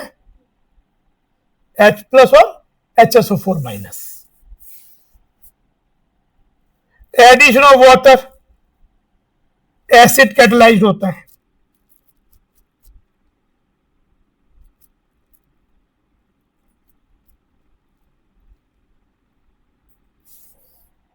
एक्चुअली वाटर में रिएक्शन क्या होता है, वाटर को ऐड करते हैं तो डबल बॉन्ड के अक्रॉस H और OH जुड़ जाता है। मतलब अल्कोहल बनाने का एल्कीन से तरीका भी है, alcohols can be made by alkene via hydration, और हाइड्रेशन उसके दो और तरीके भी हम 12th क्लास में पढ़ेंगे। लेकिन अभी वाटर का एडिशन पर, वाटर जब जुड़ता है H2O, तो ऐसा नहीं कि H2O से H प्लस आ गया और OH आ गया, देखने में ऐसा लग रहा है, लेकिन हमें इसे एसिड कैटलाइज करना पड़ता है, संग में एसिड लेना पड़ता है। तो होता क्या है, एडिशन ऑफ वाटर पहले बुक में, in the presence of few drops of concentrated sulphuric acid, alkenes react with water to form alcohols in accordance with, ये तीनों ही मार्कोनिकॉफ के अकॉर्डेंस हुई, H2SO जुड़ना, वाटर भी ये वाला रिएक्शन, और पहला HX का एडिशन। हालांकि HBr अगर पेरोक्साइड के संग लोगे तो फ्री रेडिकल हो जाएगा। तो यहां क्या होगा, फिर जैसे मैं ये लेता हूं अनसिमेट्रिकल एल्कीन, ये लेता हूं, चलो जो वाटर लेंगे और संग में H प्लस लेंगे कंसंट्रेटेड फ्यू ड्रॉप्स। पहले स्टेप में जो स्लो स्टेप है H प्लस एज ए ये भी इलेक्ट्रोफिलिक एडिशन ही जुड़ेगा। कहां जुड़ेगा? इन दोनों में किधर H प्लस जुड़ेगा, किधर C प्लस बनेगा। इलेक्ट्रोफाइल जब जुड़ेगा तो वो C प्लस जनरेट करेगा। तो कहां पे C प्लस जनरेट होगा, इधर या इधर? इसको A मान लो, इसको B में, कहां जनरेट होगा? टर्शियन ये वाला, यानी ये इलेक्ट्रॉन पेयर ऐसे मूव कर जाएगा और जाके H तो हो जाएगा CH3,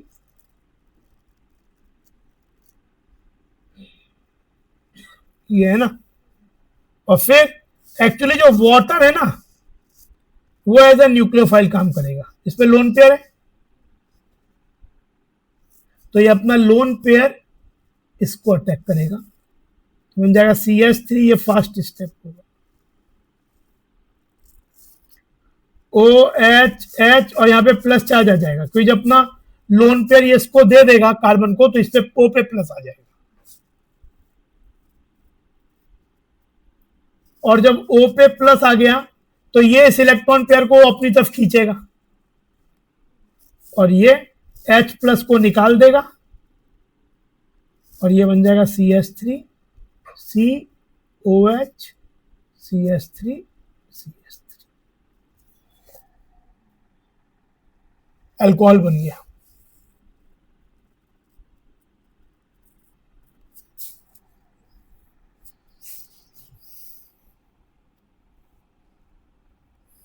ये भी मार्कोनिकॉव एडिशन है, इसमें भी रीअरेंजमेंट हो सकते हैं।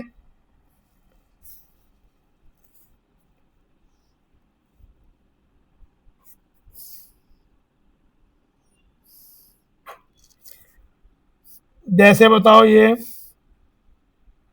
लिख लो, ये मेजर पर बन गया।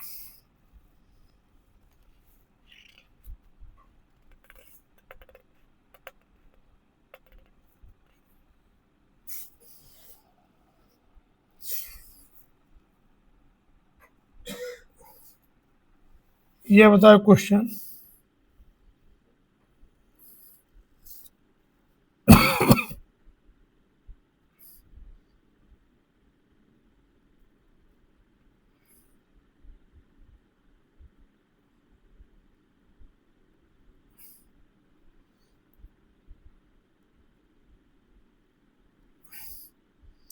ये ड्यूटीरियम प्लस है,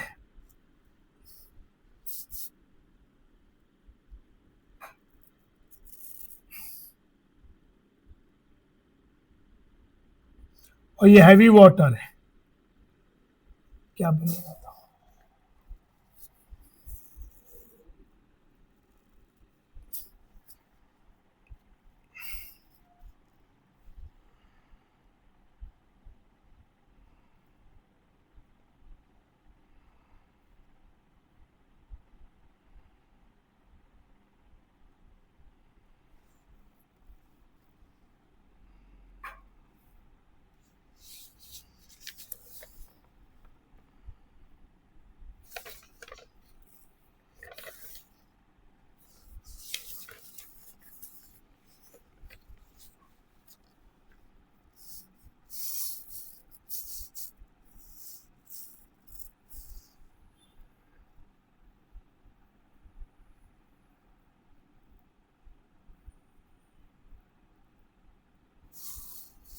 भाई यहाँ पे क्या होगा, पहले इलेक्ट्रोफिलिक काम कौन करेगा, पहला देखते हैं। इसमें इलेक्ट्रोफिलिक काम कौन करेगा, D प्लस, क्योंकि जो H जाके जुड़ता है वाटर से नहीं आता, वो H एसिड से आता है। तो जो D जुड़ेगा तो D कहां जुड़ेगा, D जुड़ेगा इधर, जिससे कार्बन बने इधर। ये मैं A का पहला वाला कर रहा हूं, ठीक है, आई एम डूइंग द इसका फर्स्ट वाला कर रहा हूं, तो ये हो गया। उसके बाद कोई जो ऑलरेडी टर्शरी है, तो अब इसमें वाटर एज अ न्यूक्लियोफाइल जुड़ेगा, water is a neutral nucleophile, मतलब लोन पे इसको देगा, तो पहले बन जाएगा CH3 OH2 प्लस हो जाएगा, और ये तो D है, और फिर H प्लस निकल जाएगा इससे, तो ये बन जाएगा D CH3 और यहां पे OH, समझे? ये बन गया A, मार्कोनिकोव में।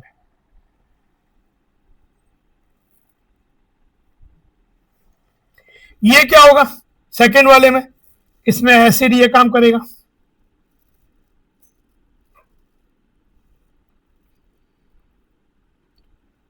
तो यहां पे पहले H आके जुड़ जाएगा, ये C प्लस बन जाएगा, एंड देन अब D2O है, तो D2O से जब लोन पेयर आके जुड़ेगा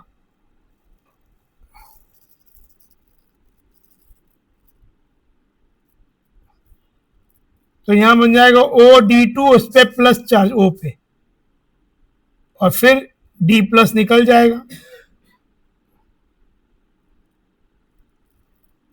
H तो मैंने यही बना हुआ, CH3 और ये OD,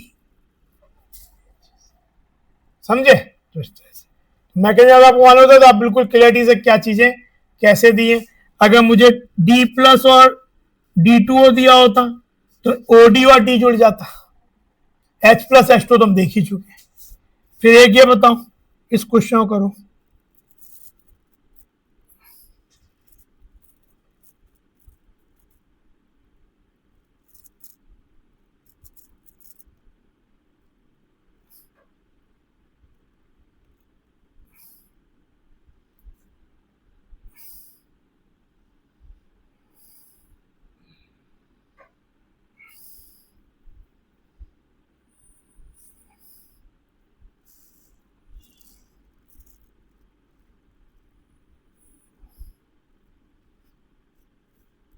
क्या बनेगा मेजर प्रोडक्ट?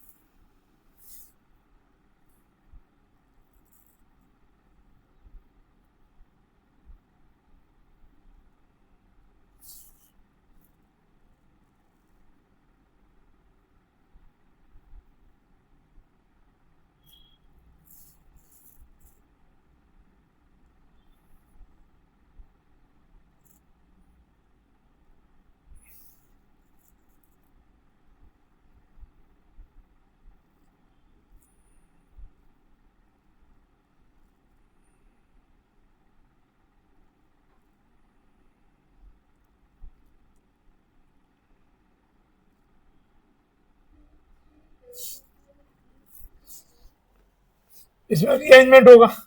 सबसे पहले इलेक्ट्रोफाइल, ये भी इलेक्ट्रोफिलिक एडिशन है, ये रिएक्शन भी इलेक्ट्रोफिलिक एडिशन कैटेगरी में ही है। तो यहां पे सबसे पहले H प्लस जुड़ेगा and will make the possibly more stable, जो भी कार्बन बन सके, तो सेकेंडरी बन जाएगा। अगर D प्लस होता तो D जुड़ जाता, CH2D बन जाता तब ना, लेकिन ये रीअरेंज होगा 1 to मिथेनाइड शिफ्ट, ये शिफ्ट होके टर्शरी बन जाएगा,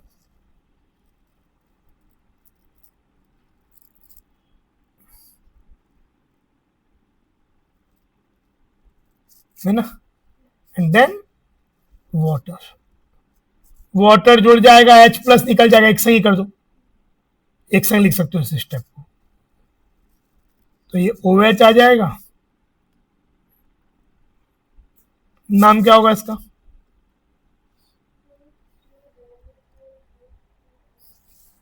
ब्यूटेन, ब्यूटेन टूऑल, एन लिखना पड़ेगा ना, ब्यूट के एल से निकालने चलेगा, 2,3 डाइमिथाइल ब्यूटेन टूऑल, ANE का E हट जाएगा।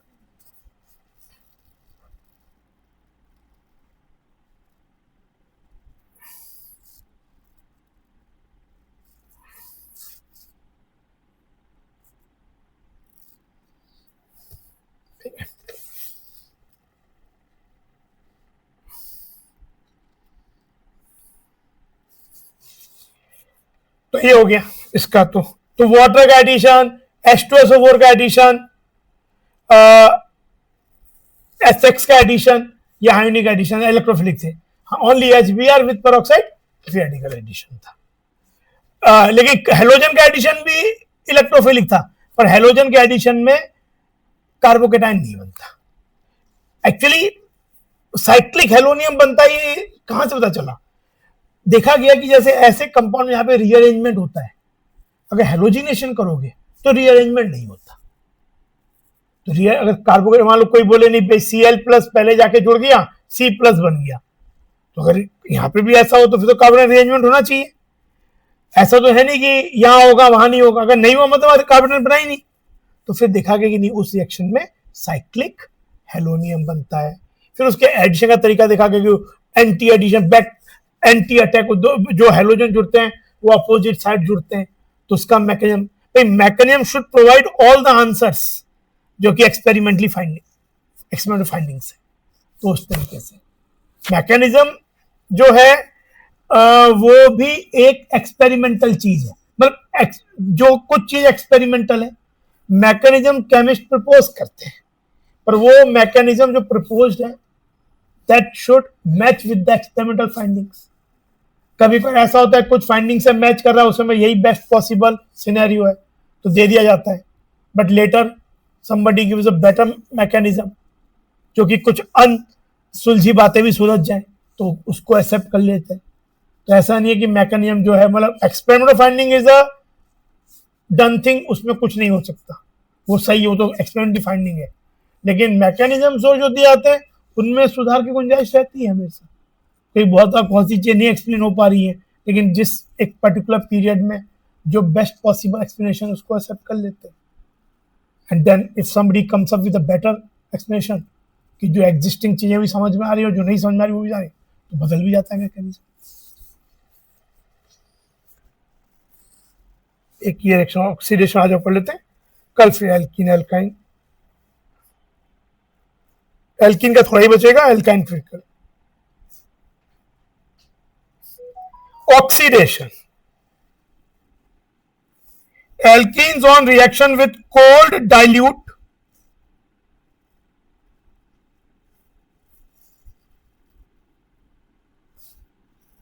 aqueous solution of potassium permanganate। I am again repeating कि अभी हम जो रिएक्शंस पढ़ रहे हैं केवल आपके क्लास 11th के पॉइंट ऑफ व्यू से। हर रिएक्शन के अंदर बहुत कहानी है, एग्जाम जो आएगा मतलब प्रोडक्ट यही है, but there is a one aspect we are completely ignoring right now is the stereochemical. हम एक रिएक्शन हमने लिंडार वाले में देखा था वो चीज, क्योंकि हमने वो ज्योमेट्रिकल पढ़ चुके हैं, पर बहुत से यहाँ पे इश्यूज में जैसे इन एडिशन, एंटी एडिशन, उससे क्या फर्क पड़ता है, उससे क्या कोई स्टीरियो ऑप्टिकल आइसोमेरिज्म अभी हमने नहीं पढ़ा है, बुक में भी आपका 11th में भी नहीं आया है। तो जब हम वो पढ़ लेंगे आइसोमेरिज्म, तो बहुत सी रिएक्शंस उस एस्पेक्ट में भी देखनी पड़ेगी कि प्रोडक्ट जो बन रहा है वो स्टीरियो आइसोम बन रहा है, तो अगर उसके पॉसिबिलिटी है तो क्या सब बन सकती हैं या कुछ बनेंगी, तो हम वहां पे चीजें और इन्हीं में कुछ चीजें एडअप हो जाएंगी। और क्वेश्चंस बहुत से जैसे इस वाले के लिए भी, इस पर्टिकुलर रिएक्शन पे भी क्वेश्चंस उस एस्पेक्ट पे काफी आते हैं। ये भी टेस्ट का पर्पस भी है इसका। तो देखो इसको बेयर, जैसे अगर हम KMnO4 around 0 degree Celsius cold water ले लें या फेंटली एल्कलाइन, क्योंकि अगर पानी भी लूंगा ना तो KMnO4 पानी से रिएक्ट करके QH बनाई देता है, तो वो थोड़ा सा एल्कलाइन तो हो ही जाता है। या फेंटली एल्कलाइन अगर लेंगे तो इसको बोलते हैं bear reagent.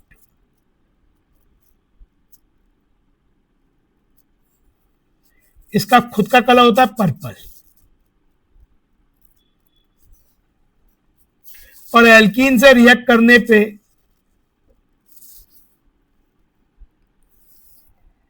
Cold dilute aqueous sodium, यहां पे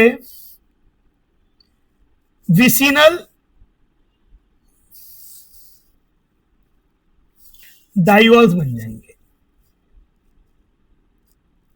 मतलब जो डबल बॉन्ड है ना उसके अक्रॉस दोनों कार्बन पे OH जुड़ जाएगा।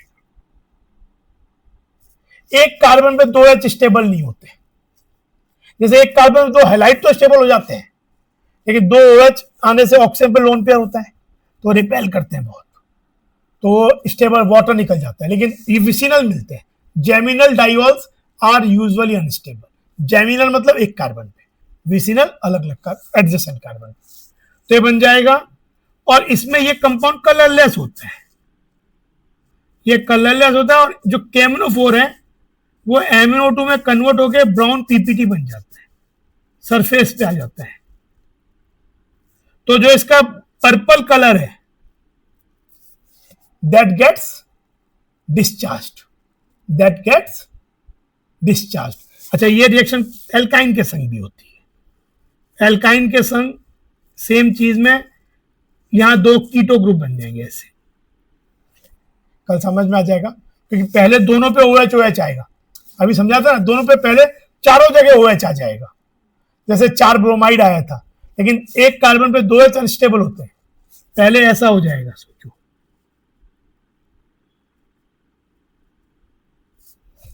पर एक कार्बन पे 2H नहीं रहते हैं तो उससे पानी निकल जाता है, तो ये बन जाएगा ऐसा COCO। एल्काइन से, एल्कीन से ये, और ये कलरलेस होते हैं। MnO2 ब्राउन PPT सरफेस पे चला गया, तो जो पर्पल कलर था KMnO4 का दैट गेट्स डिस्चार्ज्ड। तो यही बोल रहे वो, decolourisation of KMnO4 solution is used as a test of unsaturation, क्योंकि एल्कीन भी देते हैं, एल्काइन भी देते हैं ये रिएक्शन, समझे? जैसे ब्रोमीन का भी था, decolourisation of reddish orange colour of bromine, ऐसे ही ethane 1,2 diol, temperature 0 degree Celsius या 273 केल्विन, आइस कोल्ड सॉल्यूशन। तो ये हो गया, ये तो हो गया KMnO4 का एक रिएक्शन जब कोल्ड एक्वस या स्फिंटली एल्कलाइन सॉल्यूशन है। अब एक आता है एसिडिक पोटेशियम परमैग्नेट, मतलब H+ KMnO4 ये ले सकते हैं, संग में हीटिंग भी जासी करते हैं, या H+ डाइक्रोमेट, या OH- KMnO4 heating followed by acidification. अगर हम ये चीज कोई भी एक लें, ऐसा रिएजेंट, अगर मैं ऐसी कोई भी चीज लूं तो क्या होगा कि डबल बॉन्ड जो है इट विल गेट क्लीव्ड। अभी ये डबल बॉन्ड के अक्रॉस चीज जुड़ी थी, अब यहां पे क्या होगा, अंडर दीज कंडीशंस, ये या ये जो मेरा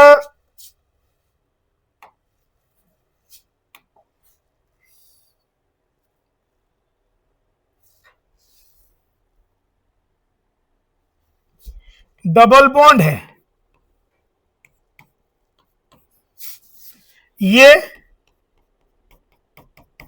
टूट जाएगा, इसको टूट के दोनों जगह OH आ जाएगा कार्बन पे, 2H अनस्टेबल होते हैं, यहीं वाटर निकल जाएगा तो वो CO बन जाएगा। मतलब टूट के ये कार्बन, जैसे ये वाला जो चीज है CO बन गया, ये वाला भी CO बन गया, ये चीज। और ये जो है ना, मान लेता हूं मैं इसको ABCD बोल देता हूं कुछ, this ABCD will change to OH if they are hydrogen. इनमें से कोई भी अगर हाइड्रोजन है तो that will oxidize to OH, and if that is carbon it will remain intact. लिख लो, this will change like this and this A B C, और ए सी मतलब कार्बन नहीं, यहां पे ई लिख लो, this A B E D group change to O H if they are hydrogen. जो हाइड्रोजन है वो ओ एच बन जाएगा, लेकिन जो कार्बन है वो इंटैक्ट रहेगा, remain intact if this group has a carbon. ये कार्बन है यहां पे, और अगर हाइड्रोजन है, या ऐसा बोल दो हाइड्रोजन है तो चेंज हो जाएगा OH में, अदरवाइज रिमेन इंटैक्ट। अब हाइड्रोजन ड्यूटेरियम भी हो सकता है, हाइड्रोजन ड्यूटेरियम एक ही बात है, ठीक है, अदरवाइज रिमेन इंटैक्ट। अच्छा मान लो यहां दोनों हाइड्रोजन है तो क्या होगा? सो यहां पे अगर दोनों हाइड्रोजन है A और B तो क्या होगा? OH OH बन जाएगा, पर एक कार्बन पे 2H, तो वाटर निकल के CO बन जाएगा, C डबल बॉन्ड O। जैसे अगर मेरे पास एक कार्बन पे 2H या 3OH, 3OH है तो दो निकल के एसिड बन जाएगा, और अगर एक कार्बन में 4 OH आ जाए तो 2 वाटर निकल के CO2 बन जाएगा। जैसे यहां पे पहले तो डबल बॉन्ड CO बन गया, और ये चीज accordingly if A B E D will change to OH if they are hydrogen, otherwise intact. तो अब देखो हम इसको एग्जांपल के बात समझ लेते हैं कैसे कैसे चीज बनी।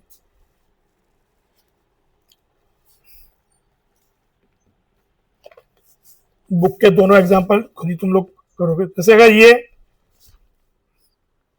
CS3C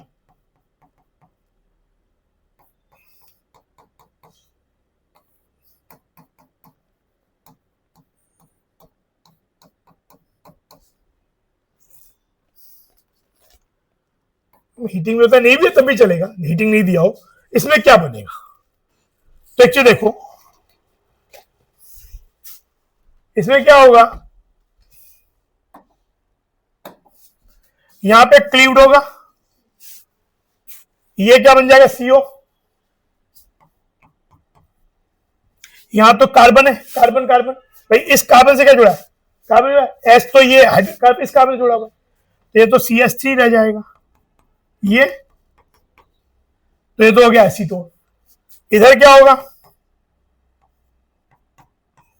फिर वही CO, पर यहां दोनों ही हाइड्रोजन है तो क्या हो जाएंगे? और 2H तो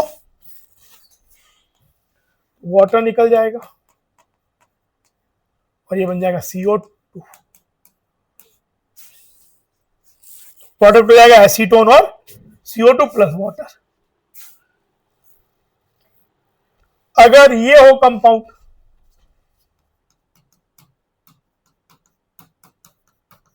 क्या बनेगा? तो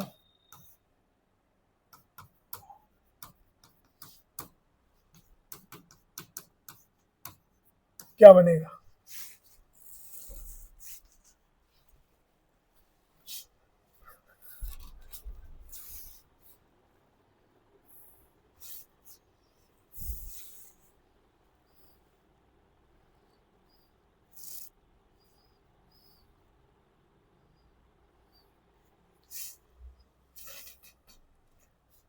कहां टूटेगा?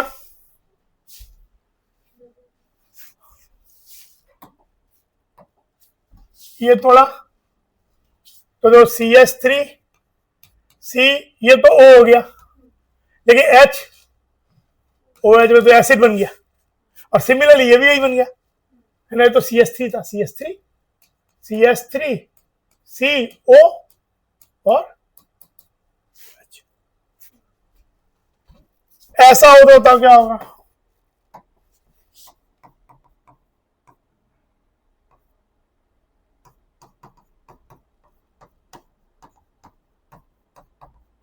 इससे क्या बनेगा?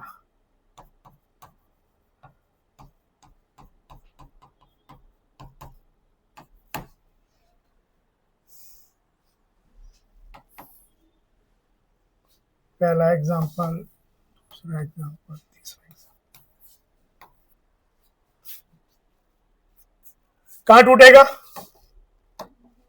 इधर क्लीव्ड हो गया। इस रिएक्शन का जो केमिस्ट यूज करते हैं वो एल्कीन के स्ट्रक्चर को आइडेंटिफाई करने लगता है। इससे पता चलता है कि पोजीशन ऑफ डबल बॉन्ड कहां पे है। भाई प्रोडक्ट एनालाइज हो, प्रोडक्ट में इस सेक्शन का जो एग्जाम और आएगा वो होता है रेट्रोसिंथेटिक एनालिसिस। रेट्रोसिंथेटिक क्या होता है? प्रोडक्ट दे दिए, पता करना कौन सा एल्कीन था। तो इस सेक्शन का यूज इसमें भी है कि एक एल्कीन, हमें पता चल रहा है कि एल्कीन पर डबल बॉन्ड कहां है कैसे नहीं पता चल रहा, तो पहले उसे ये रिएक्शन कर देंगे। एक ओजोनोलिसिस करके भी होता है, वो भी इसी पर्पज से होता है, वो नेक्स्ट क्लास पढ़ेंगे। तो उसमें क्या होता है, प्रोडक्ट को एनालाइज करके हम ये बना सकते हैं कि कौन से एल्कीन से बना था। तो ये हो गया यहां पे CH3OH और ये प्लस यहां पे CH3 एसिड, ये चीज समझ गया। तो यहां पे ये प्रोडक्ट हो गया, समझ में। डबल बॉन्ड CO बन गया। ट्रिपल बॉन्ड में भी रिएक्शन होती है। ट्रिपल बॉन्ड में क्या होता है, ट्रिपल बॉन्ड कन्वर्ट टू, अगर ट्रिपल बॉन्ड है एल्काइन भी रिएक्शन देते ही हमने बोला ही है। तो एल्काइन ये क्या देंगे, एल्काइन में क्या होगा, ये टूट के तो बन जाएगा COOH, क्योंकि ये टूट के 3 OH आएगा, 3 OH से क्या हो जाएगा COOH। और यहां वाला चीज डिपेंड करेगा, H है तो OH, नहीं है तो इंटैक्ट। जैसे कि यहां भी H है तो क्या ये OH बन जाए तो 2 H और फिर निकल के वाटर CO2 बन जाएगा, ठीक है ना। तो ये चीज, और ट्रिपल बॉन्ड टूट के बन जाता है COH, और बाकी वही चीज कि H है तो OH नहीं तो इंटैक्ट, और डबल बॉन्ड है एल्कीन तो टूट के बन जाएगा CO, और बाकी ग्रुप्स का वही H है तो OH नहीं तो इंटैक्ट, और एक कार्बन पे 2 H ज्यादा स्टेबल नहीं होते हैं। 2 OH है तो वाटर निकल के CO बन जाएगा, C डबल बॉन्ड हो। 3 है तो 2 वाटर निकल के COOH बन जाएगा, और 4 OH है तो 2 वाटर निकल के CO2 बन जाएगा। तो देखो ये एसिडिक पोटेशियम परमैंगनेट और acidic potassium dichromate oxidises alkenes to ketones and ऑब्लिक और acids depending upon the nature of the alkene, जो मैं समझाया था, एंड द एक्सपेरिमेंटल कंडीशंस। तो देखो ये एग्जांपल मैंने कराए थे। पहले वाले केस में क्या हुआ, पहले वाला केवल CO बना, दूसरे वाला CO2 बन गया, कि CO भी बना और 2H से 2H आ गए तो अल्टीमेटली CO2 बन गया। फिर दूसरा वाला दोनों ही COOH बन गया, एस्टोनिक एसिड बन गया। जैसे अगर मान लो एक क्वेश्चन ये बताओ क्या होगा इससे ऐसा एल्कीन हो,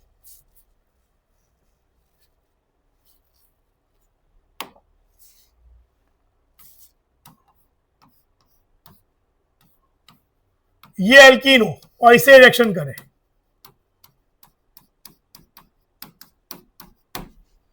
तो क्या होगा।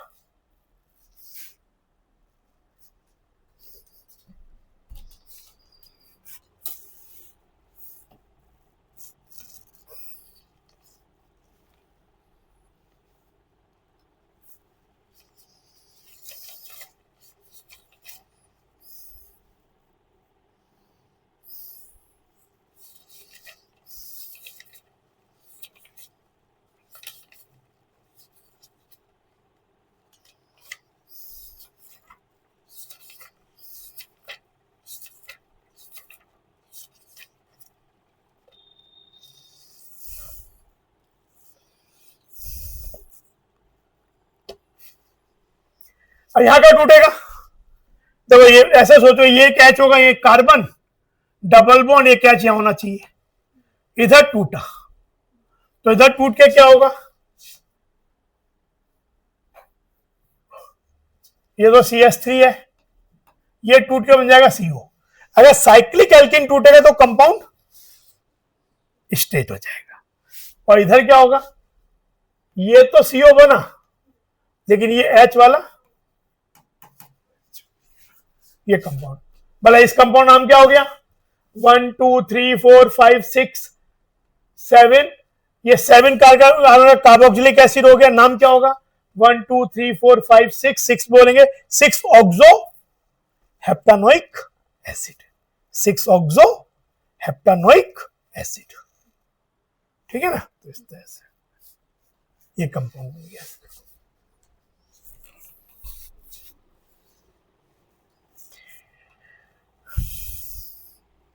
समझ में?